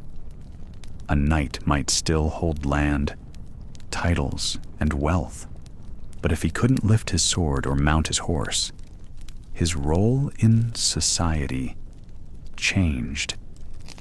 He became more of a lord than a warrior. Some took to politics. Others turned toward religion or supported monasteries hoping for healing. Many simply stayed at home, surrounded by comforts, trying to keep the pain away. There were no painkillers like we have today. No quick treatments. Remedies were limited to warm baths, herbal poultices, and bleeding, which did little. The best thing a nobleman with gout could do was avoid the foods that made it worse: meat, wine, and cheese. But those were the very foods that showed wealth and power. Giving them up meant giving up part of his status. So, many chose to live with the pain instead. They limped through life in silk robes and fur cloaks, covering their swollen feet with fine shoes, hoping others would not notice. But in the world of knights, speed and power could not be faked. If a man could no longer ride, fight, or stand firm in battle, he was no longer counted among the best. And while no one said it aloud, the battlefield slowly made room for younger, healthier men. Still, those who retired from battle because of gout were not forgotten. Some were honored for their past bravery. Others became wise advisors. Their knowledge of war, gained through years of fighting, was still valued. But the days of charging forward with a banner high and sword drawn, that chapter had closed. In castles and great halls, you might find these men seated by the hearth, their feet resting on cushions, a cane by their side. They watched the young knights train in the yard, knowing they once stood there, strong and ready. Now, the pain that crept into their bones had written its own quiet ending. In the world of medieval war, there was little room for those who limped, but even those who could no longer fight still carried the marks of battle, the scars on their skin, and the ache in their joints that would never quite fade. In the halls of power, beneath heavy robes and golden rings, many nobles carried silent burdens. Some limped from gout. Others winced from sharper pains, stones in the body, swellings of the limbs, and slow-burning aches deep in the stomach. These were the other rich diseases, not as famous as gout, but just as cruel. And often they came together, fed by the same soft life: rich food, too much wine, and a way of living that made the body groan long before old age arrived. Let's begin with the stone. In medieval times, the stone meant a hard lump formed inside the body. Most often, it was a kidney stone or a bladder stone. These stones were made of minerals, built slowly over time, layer upon layer. No one could see them from the outside, but once they moved or tried to pass through, they caused pain that made even the strongest noble scream. The pain was sharp, sudden, and could leave a man unable to stand or even speak. There were no proper medicines to stop it. No surgery that was safe. The only choice was to wait, hope, and pray the stone would pass on its own. Many doctors believed stones came from thick urine. If the urine was cloudy, full of grit, or changed color, they said it showed that something was wrong inside. Nobles were often told their diet was to blame. Salted meats, cheeses, red wine, and strong spices were thought to heat the kidneys and dry out the body's moisture, making crystals form. Water, though, was distrusted, so they kept drinking wine, even weak wine, even when it hurt them. Now we come to the drop. Dropsy was the old name for what we would now call edema, fluid swelling in the body. It made the legs puff up like sacks. Sometimes the belly swelled too, hard and tight. In the final stages, it could even press on the lungs and heart, making it hard to breathe. Dropsy came slowly, creeping in over months or years. For the sick, it was hard to walk, hard to sleep, and painful to move. The skin stretched. The limbs grew heavy. It looked almost like the body was drowning itself from the inside. Doctors thought this too was caused by imbalance. The watery humor was too strong, they said. Some thought it was punishment for laziness or gluttony. After all, it mostly happened to the rich, those who didn't work in the fields or sweat in the sun. Treatment involved drawing the fluid out. Sometimes they pierced the skin to drain it, though this often led to infection. Or they used diuretics, herbs like parsley or fennel, believed to flush the body. Still, there were many nobles who simply sat in their tall chairs and watched their legs grow bigger, their breathing slower, their world smaller. And then there was the king's complaint. That was the polite name for chronic digestive trouble. Often constipation, cramping, and the deep, constant feeling that something was not quite right inside. These troubles were so common among the rich that they became known as the complaint of court. The reason was plain. Nobles ate more meat than bread, more sauce than soup. Their food was often overcooked, salted, and heavy, and they rarely moved. A peasant walked, bent, and labored every day, but a lord sat still, on a throne, at a table, in a carriage. His insides moved slowly, too. Many noblemen became obsessed with their bowels.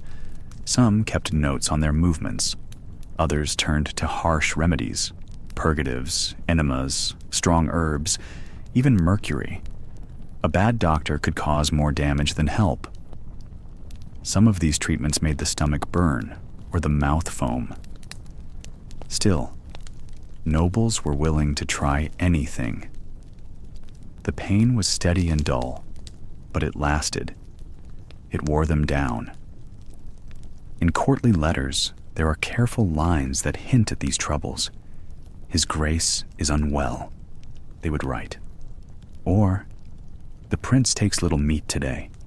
Behind these words were scenes of quiet pain. Nobles too ill to ride, ladies unable to stand, kings who whispered orders from their beds because their joints ached, their bellies churned, or their legs swelled. There were even stories, half rumor, half truth, about great rulers struck low by these hidden diseases. Some whispered that kings who limped or failed to ride into battle were cursed by God. Others said it was the food. Still, others said it was the cost of power, that those who sat too high would always suffer in the flesh. And in all this, the doctors watched and listened. They could not cure, but they could comfort. They offered warm cloths, calming herbs, and the promise that the pain would pass, eventually. Sometimes, a noble would be taken to a holy site, hoping that a saint's touch or a sacred spring would bring healing. Sometimes they improved. More often, they did not. But the image of strength was always kept. Even when their limbs swelled, even when the stones returned, even when their stomachs clenched like knots, nobles tried to stand tall. They hid the canes. They forced smiles. They sat for their portraits in stiff robes, surrounded by books and swords and signs of wisdom. You cannot see the pain in those paintings, but it was there, just beneath the surface. And so the diseases of excess quietly shaped the medieval world. They slowed its rulers. They shortened their lives. They reminded everyone that even those who wore crowns could not escape the weight of the body, the hunger of the flesh, or the slow toll of time. In the end, the stone, the drop, and the complaint did not care for titles. They came just the same. Far from the grand halls of kings and nobles, peasants faced a different kind of suffering. Their lives were shaped by hard labor, poor nutrition, and constant exposure to the elements. While the rich complained of gout and overindulgence, the poor battled a harsher, quieter set of afflictions, ones that left no room for pride or comfort. Rickets was one such illness. It twisted bones, especially in children, and made walking painful or difficult. It came not from excess, but from lack, specifically a lack of vitamin D.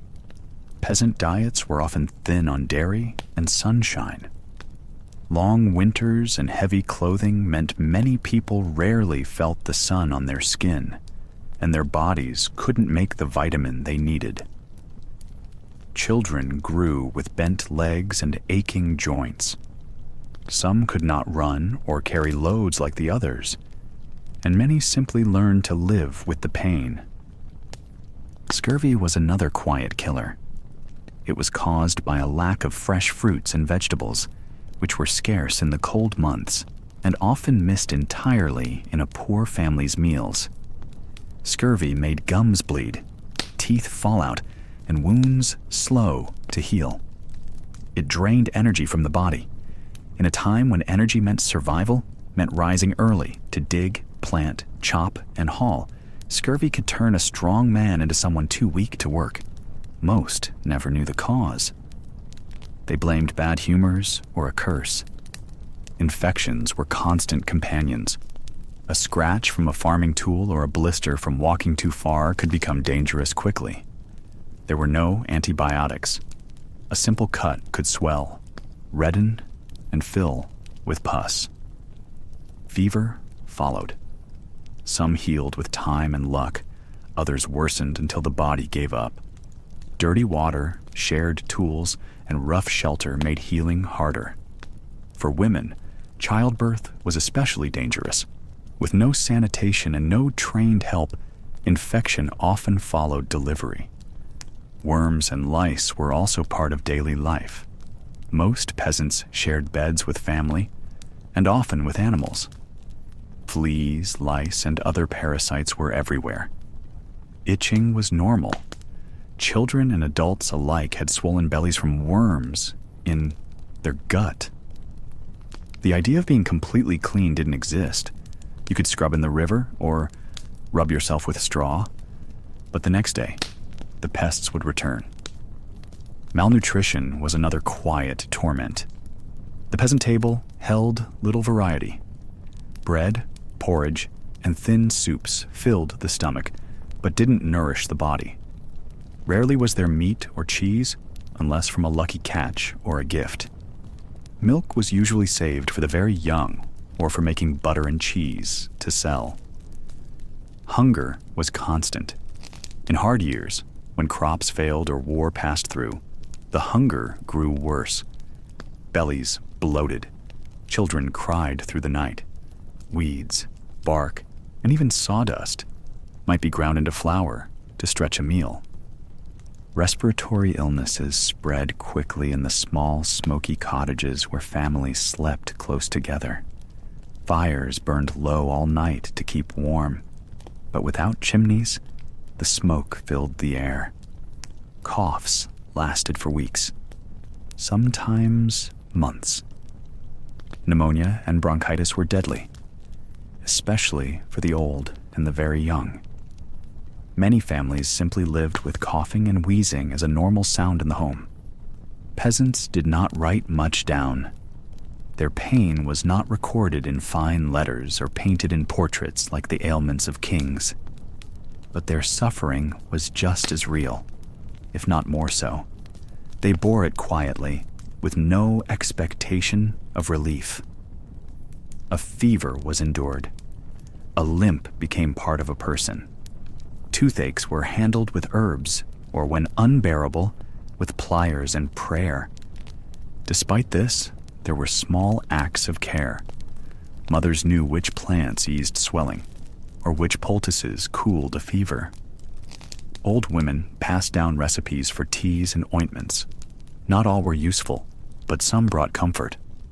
Community mattered. Neighbors helped when someone fell sick, sharing what they could. A bit of broth, time by the hearth, an extra hand for the animals. Survival was not just about strength, but about kindness and shared burden. And yet, it's important to understand why gout was not one of their ailments. Gout, known as the disease of kings, came from rich foods, meat, wine, creamy sauces. These were not part of a peasant's life. The poor ate simply, sometimes too simply. Their ailments came from lack, not luxury. Where a nobleman's joints swelled from too much roast and red wine, a peasant's legs bent from not enough milk or sunlight, there was also no time to rest. A noble with gout might lie in bed with cushions and servants. A peasant with a swollen foot still had to walk, plow, and carry. Illness did not excuse labor. There were mouths to feed and no one to take their place. Rest was a dream, not a cure.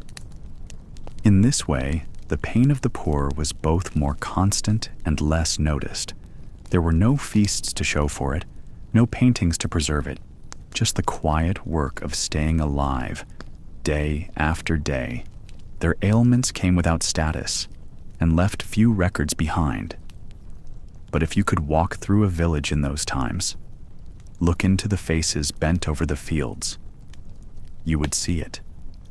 The weariness in the bones, the stiffness in the stride, the quiet endurance of people who hurt and kept going anyway. And so, while the nobles limped on carpets and whispered about their aching toes, the peasants bore a different pain, a pain made not of excess, but of empty bowls and long days. Not a disease of kings, but the ache of the many who lived and toiled and faded in the shadow of castles they would never enter. In the quiet stone halls of a medieval manor, the table was a place of both pride and pain. For the noble who suffered from gout, food was not just pleasure or status. It was medicine, risk, and memory. Every dish that arrived came with questions. Would this ease the aching joints? Would this cause another painful flare? In those days, understanding of nutrition was limited, but everyone knew one thing. Rich food brought on gout, and certain foods had to be avoided. Physicians of the time advised a careful diet. The rules were based on the theory of the four humors: blood, phlegm, black bile, and yellow bile. It was believed that too much of one humor caused illness. Gout, with its hot, swelling joints, was thought to come from an excess of heat and moisture in the body. To balance this, cold and dry foods were suggested. That's how the idea of cooling foods became part of a noble's recovery plan. The daily menu of a gout-stricken noble became unusually bland. Meat, wine, and cheese, the very things that filled grand feasts, were now enemies. In their place came thin broths made of barley water or boiled vegetables. These were simple, watery soups, served warm but never hot. The broth might include bits of spinach, lettuce, or a few soft peas. Salt was used sparingly. Nothing spicy, nothing greasy, and nothing fermented. Soft bread was allowed, but it had to be made from finely sifted white flour called manchet. This bread was easy to chew, soft on the stomach, and not too heavy. Coarser rye or barley breads, often eaten by peasants, were avoided because they were thought too rough or damp for a delicate system. A slice or two of this white bread, dipped in broth or soaked in milk, became a regular part of the sick-room tray. For protein, eggs were allowed in moderation, boiled, not fried, and only if they came from a trusted source. Small river fish, like perch or pike, were also considered gentle enough. These were usually poached rather than roasted or fried. The idea was always to avoid heat, grease, and heaviness. Then there was fruit. Some types were thought helpful, especially if they were cool, like apples or pears. These were often stewed to make them easier to digest, but fruits that were sour or windy, like plums or beans, were forbidden. They were believed to stir the humors and cause discomfort. Water was the safest drink, but it was often unclean. Instead, patients were offered barley water, boiled with herbs and left to cool. Weak ale or very watered-down wine was sometimes allowed, but only in small sips. Red wine was especially avoided due to its rich nature. Herbal infusions, such as sage or chamomile, were also common and thought to calm the body. One of the strangest parts of the gout diet was the belief that certain exotic meats were actually safe. Roasted peacock, for example, was sometimes served to nobles with gout. Though it seems odd today, physicians believed that peacock meat was dry, firm, and did not increase the body's heat. It was thought to be less corruptible, meaning it would not spoil quickly or cause the bad humors to rise. Of course, peacock was also a luxury, so this advice may have been more about status than science. Other meats, like rabbit or partridge, were allowed on rare occasions. They were thought to be lighter than beef or pork, which were almost always banned during a flare-up. The preparation was key: boiled, never roasted, and served with herbs like parsley or sage, which were believed to aid digestion. Despite all these careful rules, the diets of gout sufferers still varied depending on wealth, region, and access.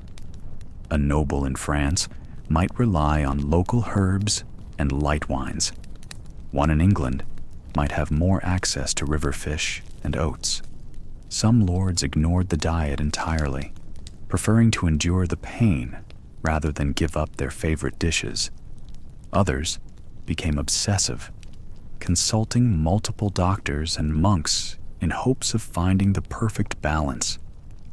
In some cases, kitchens had to prepare 2 separate meals, one for the household, full of roasted meats and pies, and another for the sick lord, full of boiled roots and thin barley porridge. It created a strange division at the table. One side was filled with laughter, spice, and wine. The other was quiet, careful, and plain.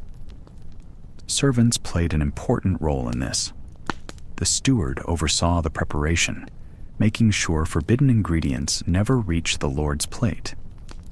Cooks adjusted recipes constantly, replacing butter with almond milk, or roasting with boiling. Cupbearers diluted wine, and herbalists prepared small bundles of calming plants to float in broths or teas. Fasting was also encouraged during flare-ups. Many nobles would skip meals entirely for a day or two, thinking it would help the body rid itself of bad humors. This was usually paired with bloodletting or purging, methods now seen as harmful, but widely accepted then.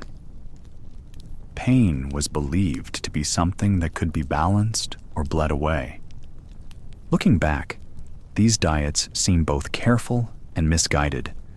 There was some wisdom in avoiding rich foods, but much of the advice was built on guesswork and old ideas about the body. Still, for a medieval noble, food was not just sustenance, it was medicine. And for the ill and important, every spoonful was part of a long and patient struggle, not only for relief, but for dignity. So, the table was set each day with quiet purpose. No lavish spreads, no golden goblets, just a bowl of broth, a slice of soft bread, and the slow hope that maybe, just maybe, this meal would bring a little less pain when morning came. In the quiet halls of a noble manor, illness was often more than just a body in pain. It was a sign, a message from God. The swollen foot, the painful joint, they whispered of sin, of excess, of a soul that had strayed from faith. Gout and other diseases of comfort were seen as divine reminders that wealth could be a trap. So, alongside doctors and poultices, there came prayer, fasting, and acts of public charity. Imagine a wealthy lord, once strong in court, now confined by relentless pain. He prayed at dawn, his voice hushed, even though no one listened. He confessed to a priest, tears shining in his eyes. Could it be anger, gluttony, pride in his own riches? The priest listened and said a single word: repent. Repentance meant more than saying, "I'm sorry." It meant turning away from comfort and showing humility, so the Lord might fast. Not the gentle fasts of a few days, but longer ones. Weeks of thin soup and stale bread. His servants whispered as he passed, noticing his thinning face and tired eyes. Some nobles took it further. They gave away gold. They opened manor doors and invited the poor inside. Alms were handed out, loaves of bread, small coins, blankets. They did this publicly, even in courts, hoping the eyes of others would help show the sincerity of their repentance. The act was almost a performance. On feast days, the once famed roast might be replaced by boiled lentils. Wine cups might sit untouched, filled with water instead. Some walked barefoot to the local church or even a shrine. Their roles reversed. For a moment, they became beggars in their own lands. Other sufferers went on pilgrimage. They traveled to holy sites like Santiago de Compostela in Spain or the Church of St. Giles in France. These journeys took months, even years. The journey itself was penance. Barefoot walking, sleeping under the sky, begging their meals in distant towns. They hoped that suffering would meet suffering, that their pain would be lifted at the foot of a saint's shrine. The church supported this idea. Clergy taught that illness could be a chance to atone for past sins. They read scripture. By his stripes we are healed. They pointed to Job in the Old Testament, whose teeth rotted, but whose faith stayed firm. They told the stories of lepers who found grace in isolation. They said that pain, tamed by humility, could lead to redemption.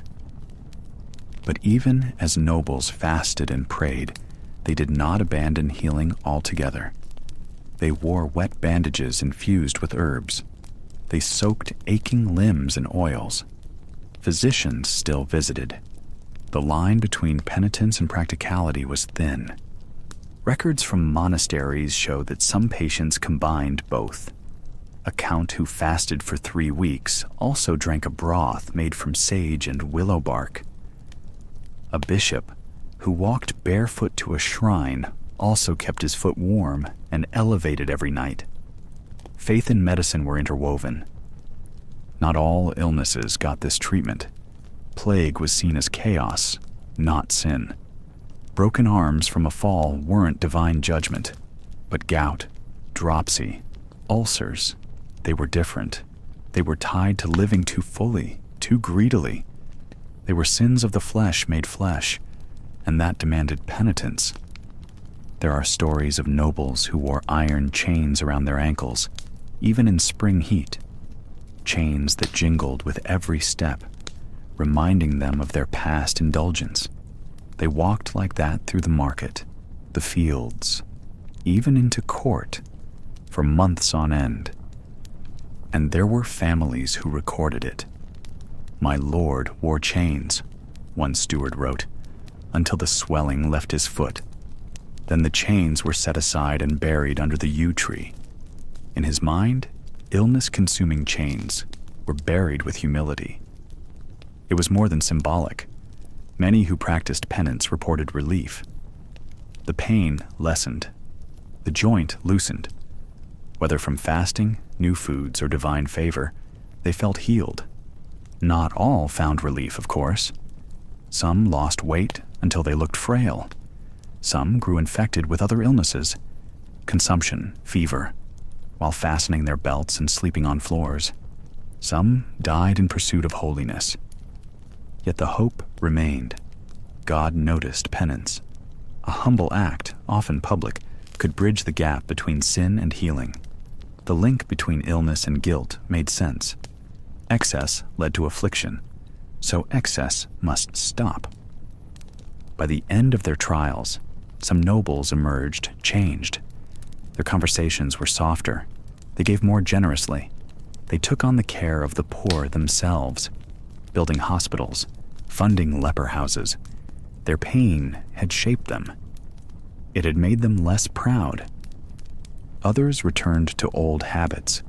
Once the pain left, they filled their tables with meat and wine again. Some saw the illness as purely medical, a mistaken balancing, no longer spiritual. They avoided penance rituals and dismissed fasting as superstition. But the church never stopped teaching. Illness could be a gift, a chance to reflect, to change, to show the world and God that wealth was not all powerful. As years passed, the sight of a noble walking barefoot or tossing coins to beggars remained a familiar one. It was a dance of penitence and privilege, a reminder that even kings with gout were bound by faith. And so, penance and pain walked hand in hand. One forced a man to kneel. The other forced him to stay down. Between the two, many found not only relief, but a softer heart under crowns and velvets. In the grand halls of medieval castles, power often rested not just on swords, gold, or bloodlines, but on something far simpler, whether a lord could stand. Gout, swollen joints, and chronic pain shaped more than just the lives of the nobles who suffered from them. These illnesses quietly influenced who ruled next, who went to war, and who was passed over in favor of a younger, healthier heir. This was the quiet legacy of limping lords. In medieval times, to rule was not just to speak commands. A lord or king was expected to lead in person, to ride a horse into battle, to kneel for blessings, to stand tall before the people. But many who wore crowns did so while fighting great pain. Gout was common among the rich. It was called the disease of kings, and it often left noblemen with red, burning feet and swollen joints. It made it hard to walk, harder still to ride. And it came back again and again, often growing worse with age. In a time without modern medicine, chronic illness was both a physical burden and a political risk. A lord who could not move freely might be seen as weak. A king who limped might lose the respect of his knights. Sometimes the illness was hidden. Robes were made longer to cover swollen ankles. Chairs were carried into meetings. Servants helped their masters rise with dignity. But the court always noticed, and when succession was uncertain, whispers grew louder. Imagine a noble household where the aging lord suffers from gout. He winces with every step. The stairs become impossible. Meetings grow shorter. His sons begin to circle. The oldest might expect to take over soon. But what if he too shows signs of the same illness? What if a younger, more able-bodied brother can still ride to war? Suddenly, inheritance becomes more than just birth order. It becomes about health. One famous example was King Charles V of France, known as Charles the Wise. He ruled in the 14th century and was respected for his mind, but he suffered from chronic illness throughout his life. Though not always identified as gout, his health problems kept him from riding and fighting. He relied on his brothers and generals to lead armies. His weakness changed how France was ruled and forced him to trust others with power. In England, King Henry IV suffered from a mystery illness later in life, believed by some to be a mix of stroke, epilepsy, and perhaps even gout. His health shaped how his court functioned. As he became weaker, his son, the future Henry V, grew stronger in politics and military command. The transfer of power was not just about age, but about the ability to stand in front of the army. Even beyond kings, lesser lords and knights found that illness affected their place in the feudal system. A baron who could no longer serve the king in war risked losing favor. A knight who could not ride could not protect his lands. These men often passed responsibilities to younger relatives early, creating shifts in family power before death. In some cases, entire dynasties changed course because of illness. Marriages were arranged quickly when an heir showed signs of failing health. Children were trained earlier. Dowries and land holdings were reshaped to prepare for a sickly lord's early death. A limp could shape a lineage. But not all was ambition. Some stories speak of quiet care, sons who tended to fathers with aching feet, wives who wrapped swollen joints in herbs and cloth, priests who offered blessings for relief. Illness did not always lead to betrayal. In some households, it deepened bonds. Yet the court was rarely so gentle. Chronic pain created pauses in rule. A kingdom might wait weeks for a decision while a king lay in bed. Envoys returned without answers. Enemies pressed forward, sensing weakness. In this way, gout and other illnesses became part of politics. Artists and writers of the time captured this struggle in portraits and poems. A noble's stiff hand, a robe hiding a cane, a throne raised to ease pressure on the legs. Even in stone carvings, some lords are shown seated, not standing, a sign of respect or a quiet nod to reality. Medical books from the time warned of rich foods, of warm-blooded meats, of strong wines. They told lords to rest, to fast, to bleed out the bad humors.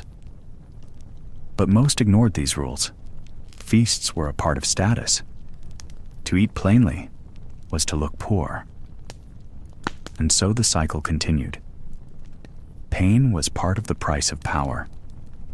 In the end, some of the most powerful decisions in medieval Europe were made not with swords, but with aching joints resting behind closed doors. Who married whom? Who led armies? Who ruled after whom? All were shaped in quiet ways by the pain of walking. So next time you picture a king on a throne, imagine not just the crown, but the quiet groan as he shifts his leg. Imagine the servants who helped him up the stairs. Imagine the eyes watching, judging, wondering who will stand tall next. This was the hidden legacy of limping lords, a story not of war or gold, but of bones, joints, and the heavy silence that illness brings. The morning air was still and cold. Mist clung to the damp earth, and birds had not yet begun to sing. A man dressed in layers of wool sat at the edge of his bed, holding one foot above the floor. It throbbed again, red, swollen, and stiff. Gout had returned. He knew what came next. The pain would grow. Walking would become nearly impossible. And once again, none of the usual treatments would do much. Leeches, ointments, barley water compresses, all had been tried before. They offered only moments of peace. But this time, he would try something different. He would make a pilgrimage. In the medieval world, many believed disease could be a punishment, a test, or a way for the soul to be purified.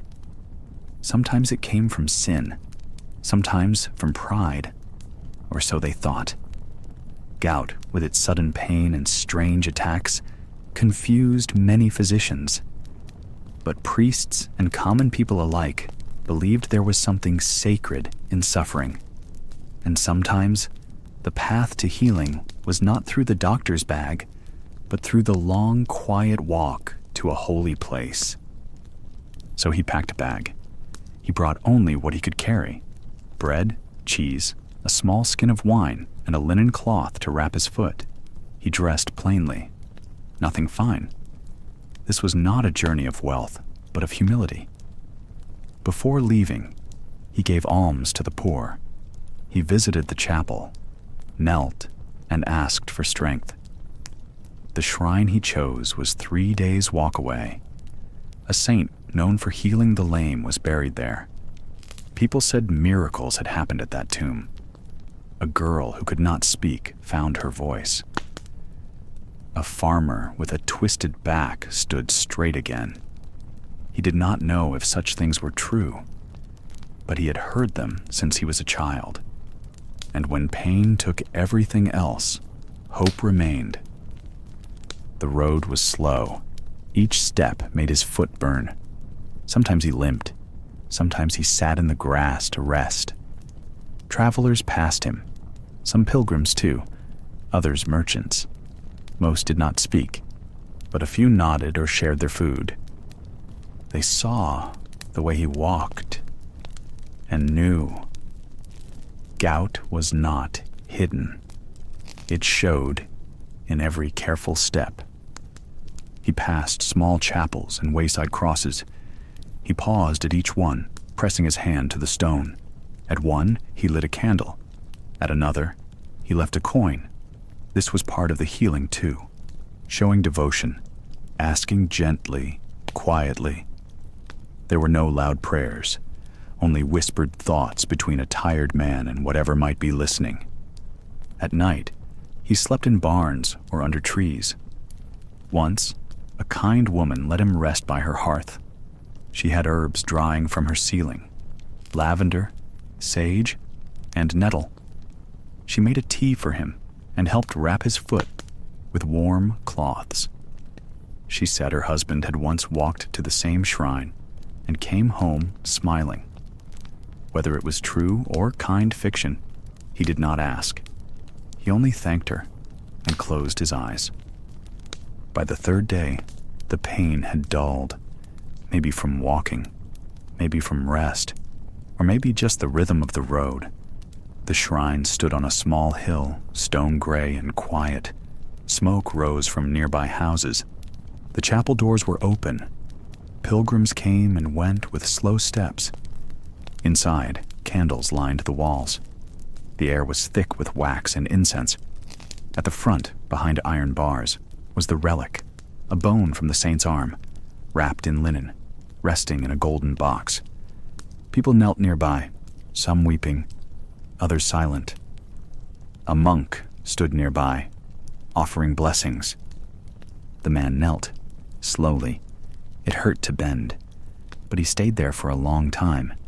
He did not ask for a miracle, only for a little ease, a little strength, something to help him bear the days.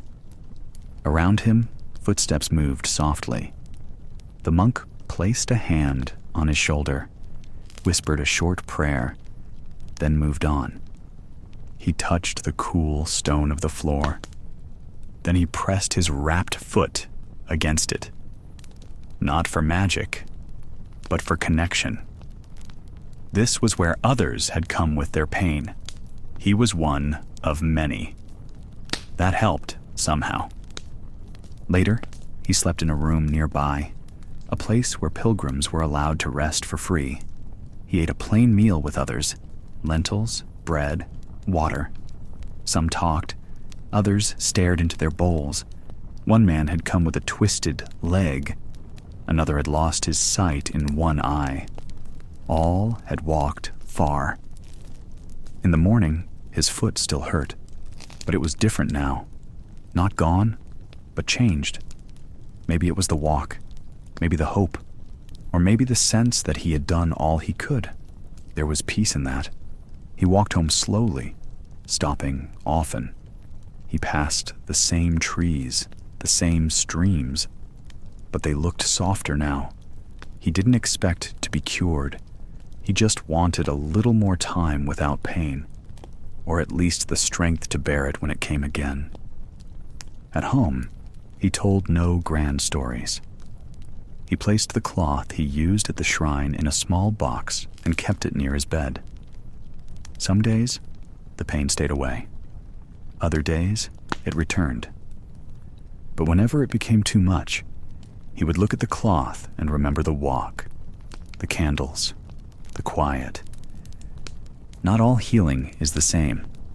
Some came from herbs, some from rest, and some from walking on sore feet, step by slow step, toward a place where hope lived.